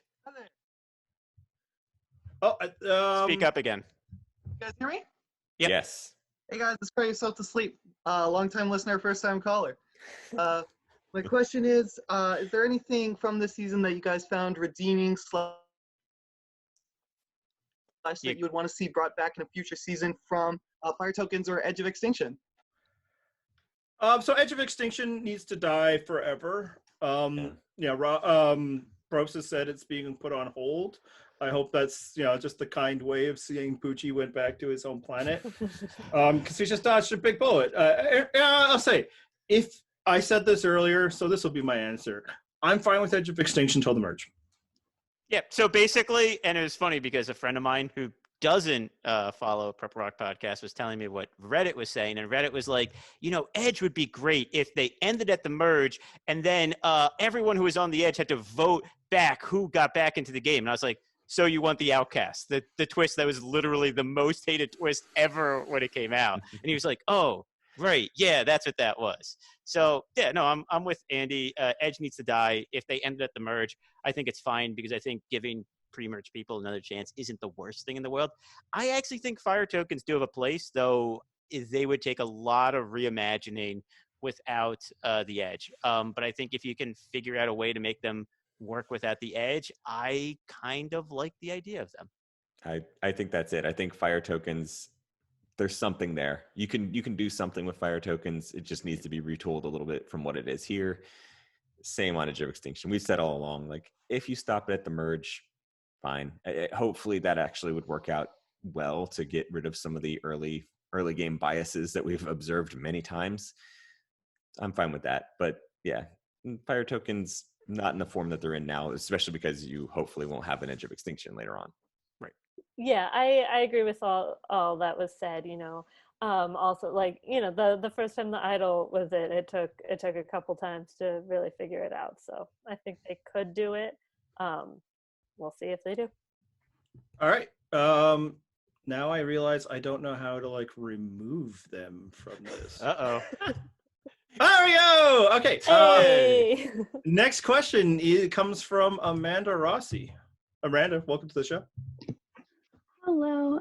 I don't have a username. I'm a professional lurker, but I really wanted to participate in the live Zoom. I'm really excited. I've been here since Game Changers, so figured better late than never. My question is obviously, you said you're really excited about the break to kind of give yourself a chance away from Survivor. But since we're looking at a longer hiatus, is there anything exciting you have planned or anything you're thinking about bringing to the website? So Andy. I did bring this up recently, and like whenever I bring up ideas, the reaction was, "Oh, are you really asking us to do stuff?" I mean, the first answer is obviously we'll finish our 40. That'll be next week, but 3 more posts. Finish our 40 is something I did in college, Andy. and we'll blur some of it out for Boston Rob. Yeah, we're gonna do something because it's like usually we just shut down. We walk away for the 2 months or whatever it is. Maybe we let some other people talk about like funny accent Survivor for a bit. That's not gonna happen either because they're also in the same world that we're all experiencing. Yeah. Weird. So there's going to be something. We don't fully have it planned out, but I am going to try to get my kids to watch Survivor in this off season. One of our Violina 23 has been doing it. It seems like a fun thing. So I'm probably going to spin that into some form of content, some kind of rewatch with the group. I haven't decided fully what form that will take, whether that be articles, whether, if it's a podcast, I probably need somebody else. It'd be interesting to see if I just talk about it with myself for as long as possible. For me, for nobody else. And I think it's only appropriate, given how this season went, is I'm going to cover Kaguya. And then I had like an idea, I'm thinking about kind of kicking around, but not really sure yet. So I don't want to like name anything, get people's hopes up. But we've got some stuff we're considering. We have been talking about it, but season just ended, so we usually take at least a couple weeks to decompress before we try off-season content. I will give you one that I'm now not going to do because I'm fucking pissed. I can screw it. It's the podcast. I can reveal what I was going to do. I had talked to Gordon Holmes before the season because he used to run the Survivor Hall of Fame and it had stopped. And so I said to him like, hey, is there any reason you stopped it? Would you be offended if someone else like picked up that ball and ran with it? And he's like, oh, no, it's cool. Like we might actually come back and do it at some point, but do your thing. So I was like, oh, sweet. So that wasn't my plans. And then today I saw The Ringer, who has been edging in onto Survivor content because sports are gone, posted the Ringer Survivor Hall of Fame. And now I just lost all motivation. Yeah, we're a weird Survivor website in that we don't like to steal people's ideas as soon as they do it. Really amateur hour on our part at that point. So there you go. Ultimately, while disappointing for John, it also had the nice benefit of, hey, now I don't got to do that. Like, that's a freebie. Yeah, honestly, I was relieved. I was like, you wanted us to write more fucking articles? I wasn't saying that you guys had to write it. I was going to do like votes and shit. And yeah, you would have done 3 and then you would have gotten burned out and you wouldn't have done anymore. Exactly. Right. Then I would be like, we're only having 3 people in the Hall of Fame. That's all the Hall of Fame Come holds. on, don't you know how Hall of Fames work? The That's Hall exactly of Fame how it is Tom. Tom, what the hell? Tony and whoever Tony thinks Kim and belongs in with Tyson. him. That's right. I combined Tony and Kim. That's what happened there. Oh, there you go. Since everyone else is giving their plans for the off season, my plans are to do absolutely nothing. But because I've now said that, I imagine that now I will somehow end up writing the bulk of someone else's plans for some reason. So, Well, also Matt and I are going to keep talking about X-Men movies. So all you people, just come. fuck yeah. All right, let's get to another one. This person's had their hand up since the beginning. Hopefully they actually have a question and they weren't just testing the function. This would be Robert Homan. Gotta unmute. Omen. No one ever pronounces that correctly. I know. Oh man. That's fine. That's fine. They always want to add it out. Or technically, well, I mean, I say, my question is actually, how are you guys coping currently with the COVID crisis? Everyone doing well? Honestly, good days and bad days. Mm-hmm. I am very fortunate that I still have my job. I work from home. There was a bit of a reduction in pay, but other than that, like, I'm really fortunate. My family's healthy, but it's not easy. And sometimes it's just like another day. I can roll out of bed and work in this room you're seeing. And sometimes I'm just like, oh, wow, the whole world sucks and I don't know what to do about it. Yeah, not me. yeah. It's been really stressful, especially the past week or two. So it'd be Yeah. great if it were less stressful. It's been getting better, which is a weird thing to say because it's just dragged on. But also, Now that my you don't have COVID that experience pesky did. appendix. Yeah, my COVID experience started with emergency surgery, so I'm one less appendix, but everything after that has been like, well, at least I'm not going into the hospital for an appendectomy right now. So Look on that bright side. yeah. I mean, I think we touched on this a little before once, but yeah, I mean, I don't have kids and I don't live alone, so it hasn't been super duper hard in comparison. You know, like everyone, I think there's good days and bad days where just the stress of, you know, life hits you, but really, really lucky. Some of you know that I used to work from home anyway. I started a new job in December, so it was really more like I got used to working in an office for 3 months and then it was back to working from home. So I know how to do it. I'm used to it. Now I have a job with meetings and that's lame. And there's like another person here while I'm working from home, which can be irritating at times, but it's fine. It's really just when we both have calls, and been really, really lucky that both me and my husband have jobs that it kind of benefits when people are staying at home all the time. So I haven't had any like financial cuts or anything. And I know if I was at any of my previous jobs, I would have been completely screwed. Like any single job I had before this would have been a disaster. So wow, did that December job work out well. I also saw like a job I had applied to and didn't get laid off their entire editorial team. So, you know, small blessings, I guess. Yeah, so I think all things considered, am incredibly fortunate. So trying to take note of that as much as I can. How about yourself, Diego? Good and bad. Bad news is getting out of it. Bad news is getting out of it. Started to try and get out of grad school into a job market to only have the job market immediately collapse. But I have some interview, but good and bad days. I'm just grateful for my mom, who's a nurse and is keeping through that all day.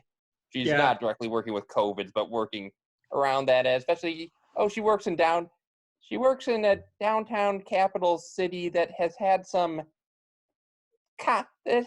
activities going on. Yeah, I'm dealing with something like that too. Like I'm very happy that my family is safe, but my wife has to leave to work. She's also in healthcare. She's out of the house 4 days a week, and it's a controlled environment.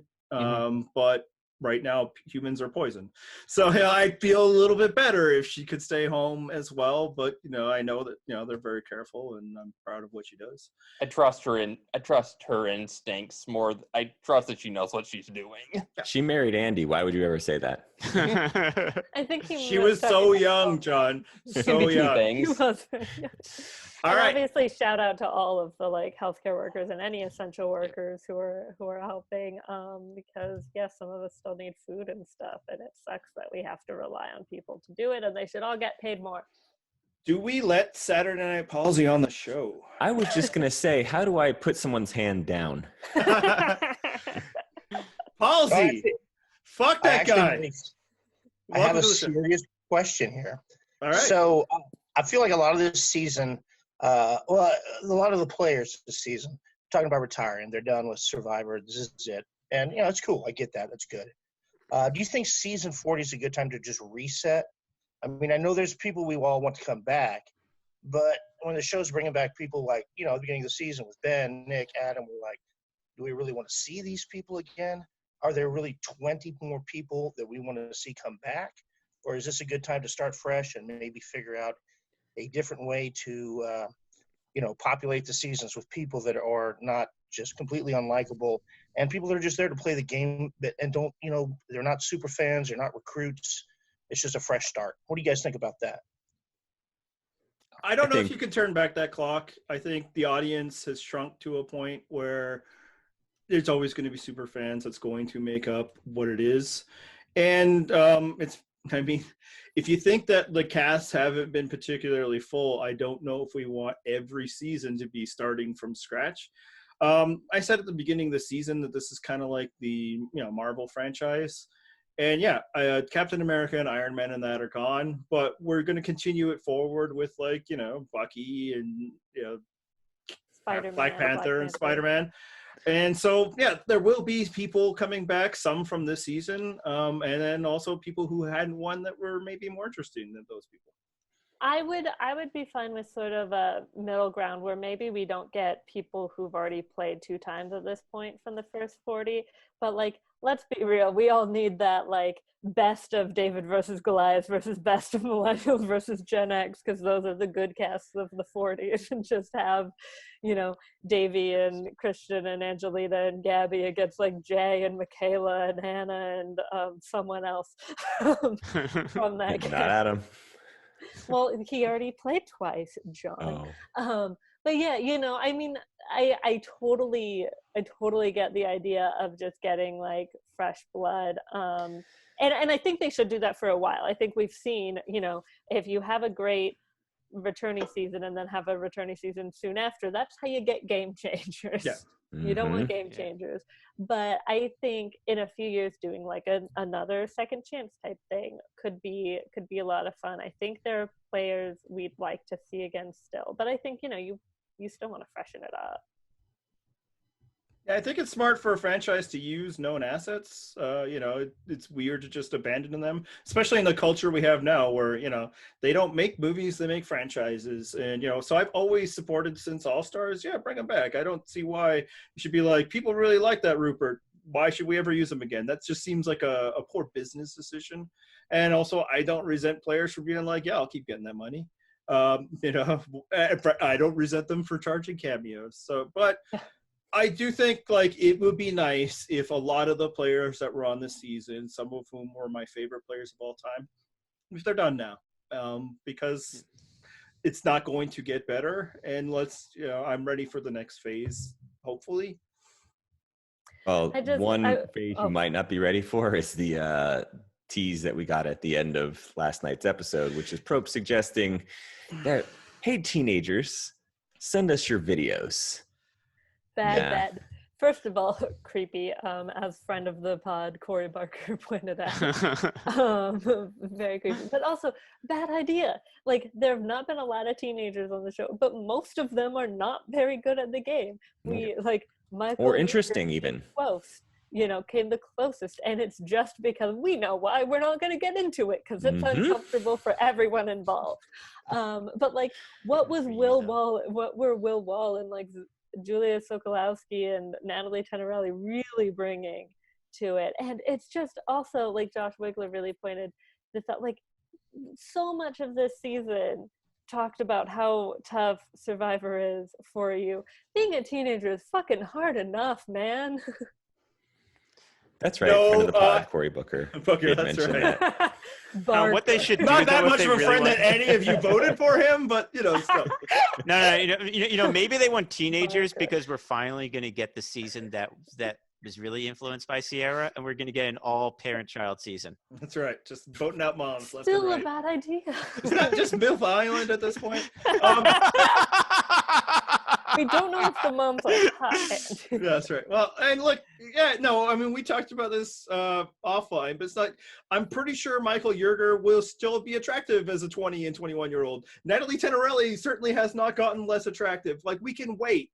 And, for this show specifically, it's 24 hours a day in states of undress. Please don't do that to children. Don't do that to me watching children. I'm not sure I could take screenshots and not have somebody come arrest me. It's just a bad idea all over. So, if that's the alternative, keep coming back with the returnees. Yeah. All right, let's bring in Francis Lally. You just need to unmute yourself. How's it going? It's going all right. So my question is, since it's a returnee season, and I figured we kind of go for a senior superlative look, so can you give me some season superlatives, like most improved player, best storyline, stuff like that? Tony for all of them. Who else? What you got? Yule for best abs. Adam for class clown. That's a good one. My can I just say my high school actually had a vote for best body. What the fuck? That's At least fucked up, hopefully right? it was other teenagers voting. I Yeah, mean, but still, Even like, still, still, jeez. that's fucked up, right? Like, I think it was under the guise of like athletic, but and they always changed it to be like, you know, if you got best smile, it was like most likely to be in like a Colgate commercial. But like when you voted, it was for best smile. So when we voted, it was for best body. What the fuck? That's fucked up. And Anyway, then carry you on. have teachers that were way too interested in the results of that one and be like, no. Oh. It's like election. They're just crumpling up Tracy Flick's vote. Like, carry on. I just had to. But the answer to that is still Yule. Yeah, absolutely. Yeah. Is there a most improved? I mean, I don't know if the game actually improved, but in terms of my eyes, against Sophie, I always thought that she had played a pretty decent game the first time. This just kind of reinforced, like, oh yeah, no, there was something there. Like, I think she's a good player. I felt like she played similarly to before, which is a game I never had an issue with there. But you know, she. So yeah, and it's like Sarah was awesome, but she was awesome. Tony was awesome before. He improved though. Like I guess from Game Changers to this, huge improvement. Like a lot of that feels like the variability of Survivor, but he did adapt the most. Is that the same thing as improvement? Did anybody go the other way for you? Wendell. I feel like Wendell's game, like, you know, Adam, he wasn't good, but I didn't think Adam was good before this. Michelle didn't really change my opinion of her, really, but Wendell, I thought Wendell played bad. So yeah, and he also, like, you know, he was very likable this first season. He was very not likable this season. Yeah, so I agree with that. I think you could maybe do a like, who would be like your most likely to succeed if they did play again? Kim. She's just going to follow the Tony plan, right? Yeah, it's Kim. Go. Yeah. I'm just trying to think of actual like superlatives. Yeah, we never did that in my yearbooks, so because you know, I think God wouldn't have liked it or something. What other ones do you got? We did, but I didn't win any because I was invisible. Clearly, like none of us appear. Yeah. Most invisible would be Danny. What about? There we go. Yeah, best running form, John. What do we have? Best running form is Natalie, right?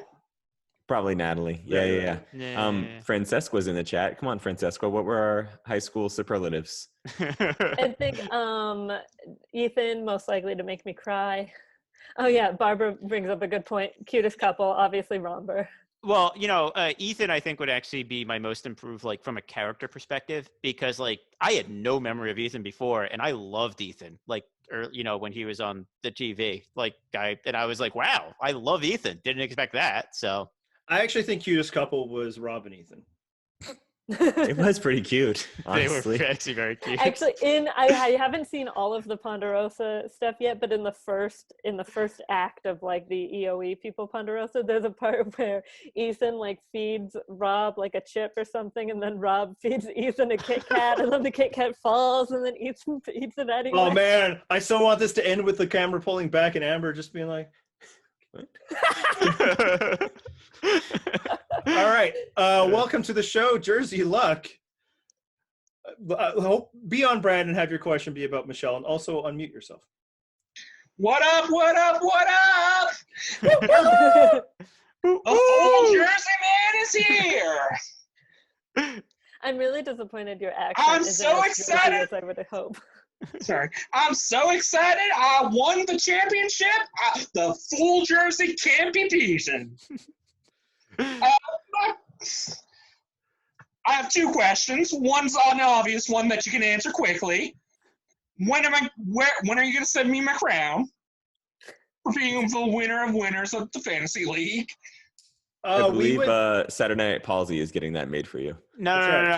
They mailed it through Philly, but much like Hitchbot, we broke it, so you're not getting it.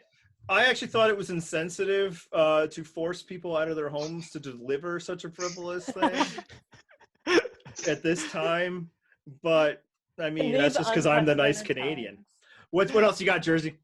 And my second question's about, what do you think it's going to take for us to get another woman winner of Survivor?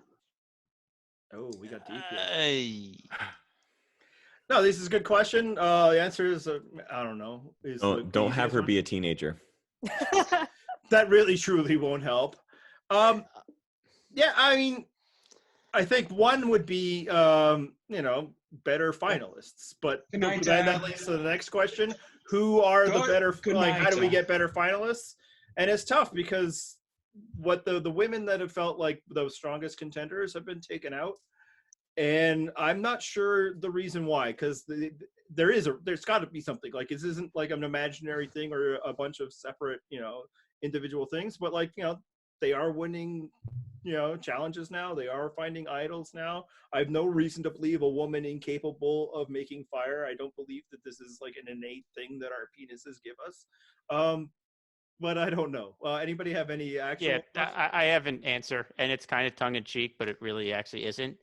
If they did a men versus women season the next season, I think there'd be a women would win, because the thing is, we talk about women's alliances all the time, but you want a woman to win. The best way to do that is for women to band together and keep themselves from being voted out in the early game when they're unfairly targeted. Get more to the late game, and then I think they would have, and then I think you massively increase the odds just by virtue of that. So, do we trust Survivor and Jeff Probst to run a season like that now? Well, Jeff now is woke. He's woke. That's right. That's right. Yeah, come on, we got new woke Jeff. We got new woke Jeff. We won't know any of the women's first names. Jeff woke up. The women are finding more idols. I think we're on the right track. I think I just, after Matt's point, I just have women got to stick together from Crazy Ex-Girlfriend stuck in my head, so I'm losing my train of thought. But I mean, I think I do think having like the conversation out there will help. It in the sort of same way that the first. Obviously, it didn't go the rest of the way, but in the beginning of season 39, that's how they were able to avoid a woman being the first boot. So if, there's a little more of that, and they don't, do everything else that happened in that season. But I think they are getting better with the casting. It's just we need to have like. They're getting the stronger women. We need to also have weaker men. I feel like they have gotten weaker men. They just happen to also win. So that's a problem. And Tommy's boring, but he is big and strong. Yeah. But yeah, I think there's this whole, with Tony winning, maybe this whole like managing your threat level thing will dissipate a little bit, and you'll have these women making bigger moves, and you have people talking up how well Sarah played, and yeah, sure, there's fire making, and so you'll have people practicing fire, and all of that, and like I think it's, now that women are finding out, I mean, I agree with Andy, it's hard. I don't like people saying that the reason men are winning is because of the fire challenge. I know there's this like correlation, but there's also, it's still a small sample size. Yeah. A couple of those have been men versus men, we don't know, like Gabby, really brought this up and said like Kara was good at fire. She had a bad day. It's also, there's this thing, the same way people are like, oh, Ben won his way in fire. Like that is, so we can't have him at Final Four. That doesn't mean he's like an amazing fire maker. It means he better one than person. Chrissy. Like, Rick Devens was really good at fire. Chris was better at it. So we can have times where like, sometimes it's just luck of the strike of Flint. So, there will be a time when it's like Aubrey and Sydney, where it's two women in fire making, like that, I believe that'll happen someday. So, and in all seriousness, like, I hate to give the show this very faint praise, but there has been some balance coming back towards idol finding with the women. Like it was a huge gender gap. It's shrinking. Thank you, Queen Angelina. Also, the challenges have gotten way, like they used to have some challenges that they would call gender balance that clearly weren't. Now the challenges are much more of a crapshoot. They're much more evenly matched. There's the idol finding thing. They're giving women better outfits than they used to. They're slow but steady improvements. It sucks that it's like freaking glacial pace and it took this long. But at the same time, like they're at least heading in the right direction. And now we have a woke probe. So. And now they have more time to think about it. Right. And in the chat, Heather was saying, casting, and that's obviously a big part of it. We talked about this a bit, in that women are more likely to be cast to be attractive. Men are more likely to be cast because they're competitive. But I also feel like that was turning around. Like Island of the Idols had a lot of competitive women. And look how that turned out. So it's like things need to be done, and I think they are starting to be done. It's not until it happens, we can't say that it's fully done, but so it's a lot of stuff. Like I don't think there's a thing. I think it's a lot of little things. Yeah. Yeah. Or maybe not so little, but there's a lot of things. All right. Let's get a question from Ryan Bilger. And I'm sorry that I'm like saying everybody's names. I guess it's just that's all. It's I my have turn. here. Yes. That is acceptable. First off, Matt, I see the gritty shirt. Philly, recognize Philly. Yeah, let's go. Yeah, I can also be known as Gettysburg 11 on site, aka the guy with a 19th century Civil War general as his avatar. So one of my questions, fortunately you covered it, because I was going to ask about the weird teens applying thing. And this other one, I think you kind of touched on it obliquely, but maybe not a single answer. So I was wondering, what was the thing that you were most surprised by from this season? Like the thing you were like, wow, I did not expect that. I'll go first on this one. Sarah. 100%. Like my opinion of her, like I thought she was a great player in Game Changers, and just I really enjoyed Sarah this season and thought she did a freaking awesome job again playing, but like was also entertaining while doing it. So Sarah for me. I think I would say, and just before I say it, I don't think, this has to be a player per se, but I'm going to say Ben, because we see sometimes winners come back and think they have to change their games for some reason, which usually doesn't make sense. But we saw this, like JT is the famous example. I think Wendell had the same problem as well. But Ben decided he needed to change his game. And as much as he really looked like a goat going to the end, I don't think he gets that far if he plays like he did in Heroes Hustlers, because I don't think he's going to find all those idols. We see him make like real genuine friendships and with people who are very different from him. And I thought as a character he was very interesting to watch, and very kind of multifaceted, and I wasn't expecting that. Matt? I think the biggest surprise for me was that the podium wasn't an idol. I thought Probst was going to let Adam play it. I thought he was when he said, "Can I play that entire thing?" That I couldn't. Sure enough, I thought Probst was going to say yes. No. The easy answer for me is that Tony went an entire season without receiving a single vote. Damn it! You had one answer and then you took mine because I was going to go with the I'm fucking shocked that Tony fucking Flacco's won a season of Survivor. He won this season of Survivor. That happened. Yeah, that's fair. There you go. Let's go to BBB. Unmute yourself, please. What's up? What's up with you? As a teenager, I'd be the one good one. I would win. No, Excellent. We believe it. But I mean, as an old person, I would never vote for a teenager to win, but you, I'm sure, would be the exception. Okay. Anyway, what I was gonna say is, what have y'all? I'm sure you have. What do you think of Rob Cesternino's Survivor Wild Wild West, or like anything in America? How do you think we can make that work, and would it be good? As someone who a lot of these guys don't really listen to RHAP anymore, so quick rundown. He's just talking about a domestic Survivor, because maybe there's a time where they can test people, and make sure everyone in production is safe, but you still can't do flights to Fiji. Disney World Survivor, where screw the NBA, Survivor, and Disney World. I could actually compete on that one because it's a short drive for me. Be like, That's right. That's how they cast, is whether it's a short commute. That's the only reason I'd apply. If I didn't have to drive far. I want Disney World Survivor, but only with mascots. Yes. Sorry, Emma, you were Survivor. Yeah, I mean, I think, I think, sorry, the chat with Heather being Matt is so happy.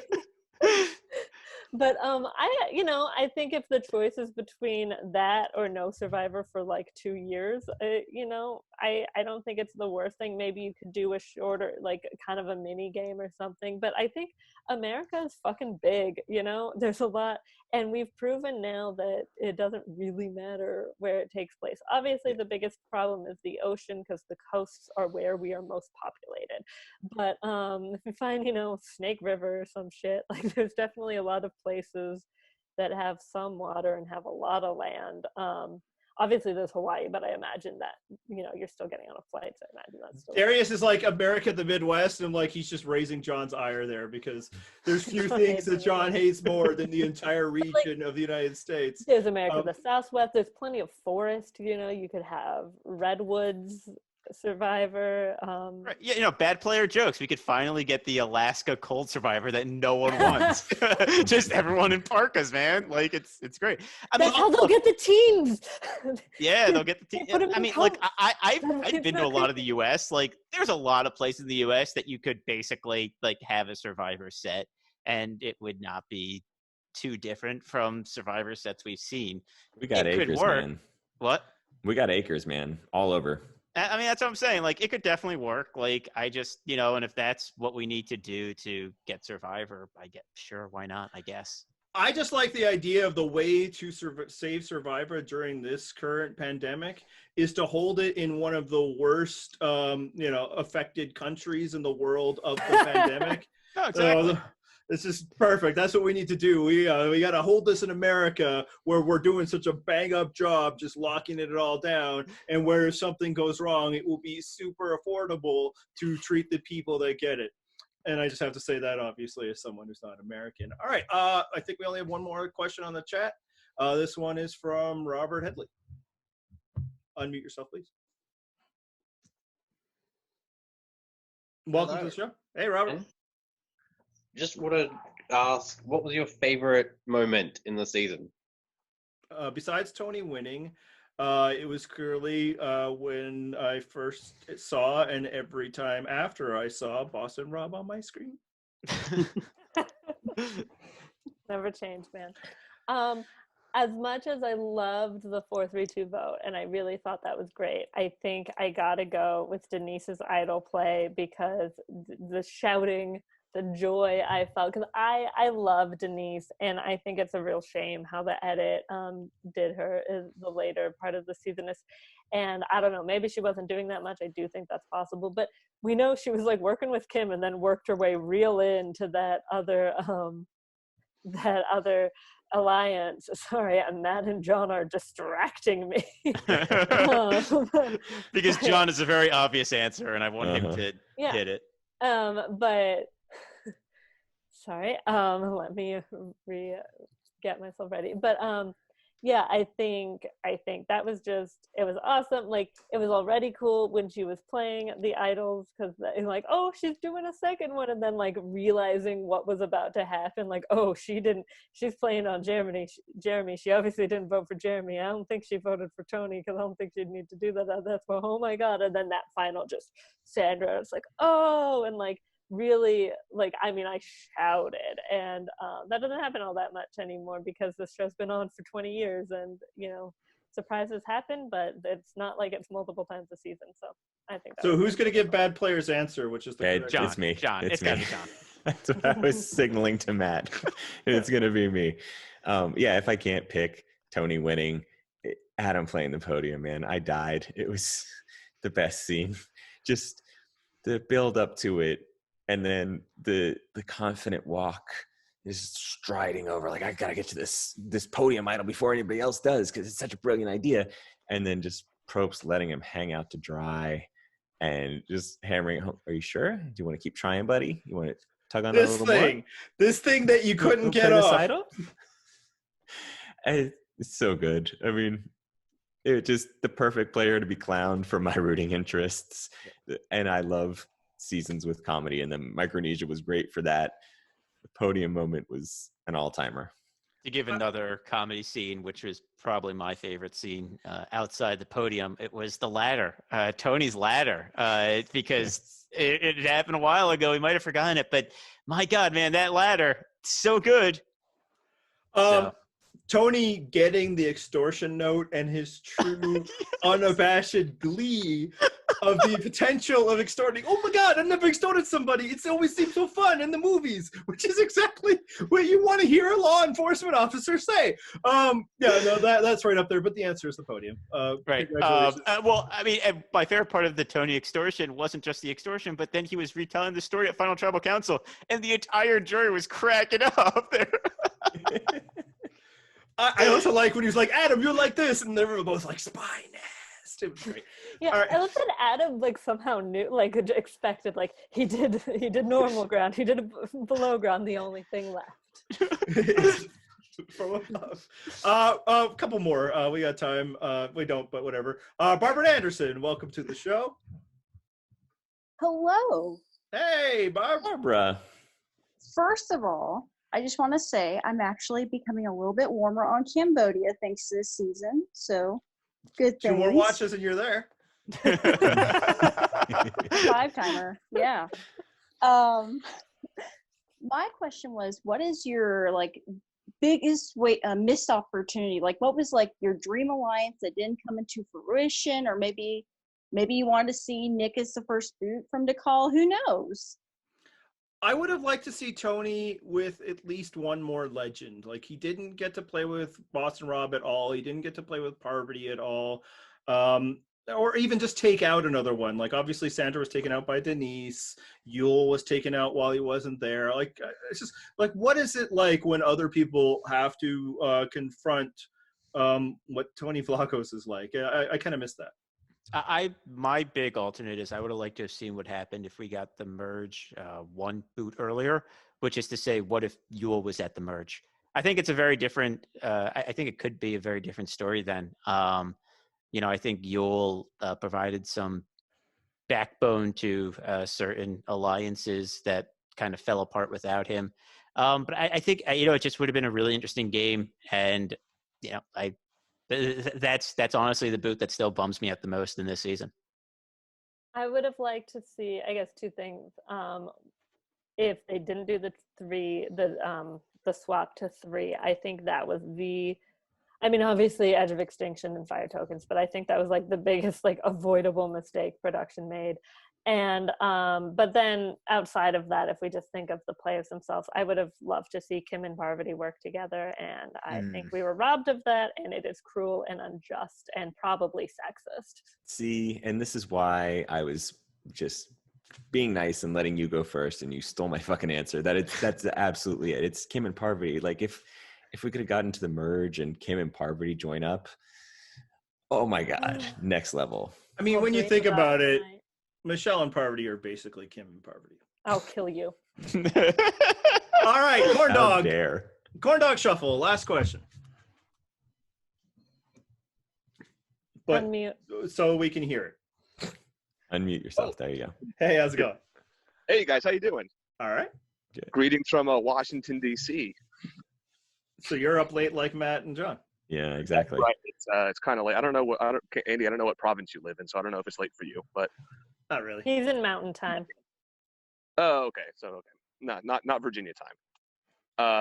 I see people keep taking all the good questions, so I guess I kind of lost all my questions. So I just wanted to say thank you guys for hosting this community that we all get to take part in. It's really been nice to be able to deal with all this stuff and with the PRP community during this COVID time, and just to get to share in Survivor with all you guys. I know my wife, Mrs. Corndog, has been really into all of it, and she's even started listening to your podcast. So you're welcome for one more listener.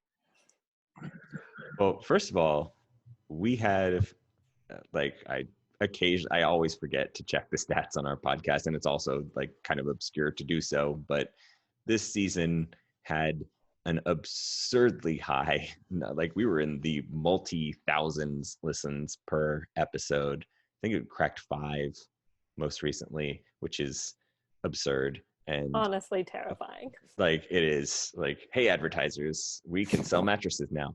But most importantly, like and we've said this before, but the people we care most about are the people that like actually interact with us on our site and on Twitter. And like, you guys are awesome. This is why we do this for all of you. You're the best.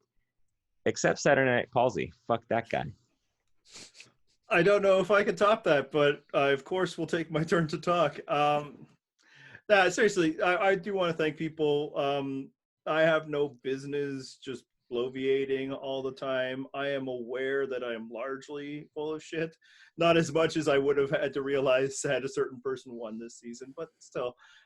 It's nice to have that opportunity. It's nice to go somewhere on the internet where people can converse about things, relatively civilly. I like to think with some notable exceptions, we did that this season, including me. It's not just Tony who, had personal growth. I feel, I didn't hurt as many feelings this season. Success. But no, it's just nice. It's weird that it is this weird reality show where people pick who they don't like as much and tell them to get out and not win. But it is this thing, and I'm glad it is. And, I know I may not be here every week because I'm not a regular host, but the important thing is being the fan favorite. So thank you, fans. It's a very low bar. You're competing against me and Andy. Oh, God, I miscalculated. I left Matt with the final word. Oh, boy. All I got to say is, woo-hoo! I can't do it too loud. I got people sleeping here. All right, that's what we got for this season. As we said, we're going to do something in the off season. We don't know what, but keep following along. There will be something. I used to spend a lot of time thanking everybody. That was back when we could print out something easily. But, everybody who's here, thank you. And you, and maybe not you. But thank you all for listening to us. You're cool. You're cool. Fuck you. You. And follow us on all the regular spots. Continue to do so. Anybody else got anything? This was fun. Hit the theme music, Mike Hirsch. Oh, we're not ready. Follow us on our individual Twitters. Purple Rock Andy, Purple Rock John, Purple Rock Emma, Purple Rock Matt. Was that enough vamping? You could have at least delayed the vamping a little bit, some banter in there. Purple Rock. Look, my dog's behind me. He finally got on the bed. Everyone loves a dog. Look, it's a pillow. All right, and now we will actually hit the theme music.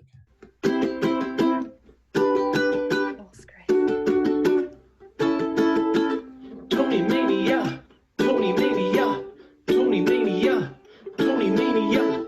Everyone's excited that Tony just won, none more so than Tony himself. Catch the Tony Mania, catch the Tony Mania, catch the Tony Mania. Tony Mania, Tony Mania, Tony Mania.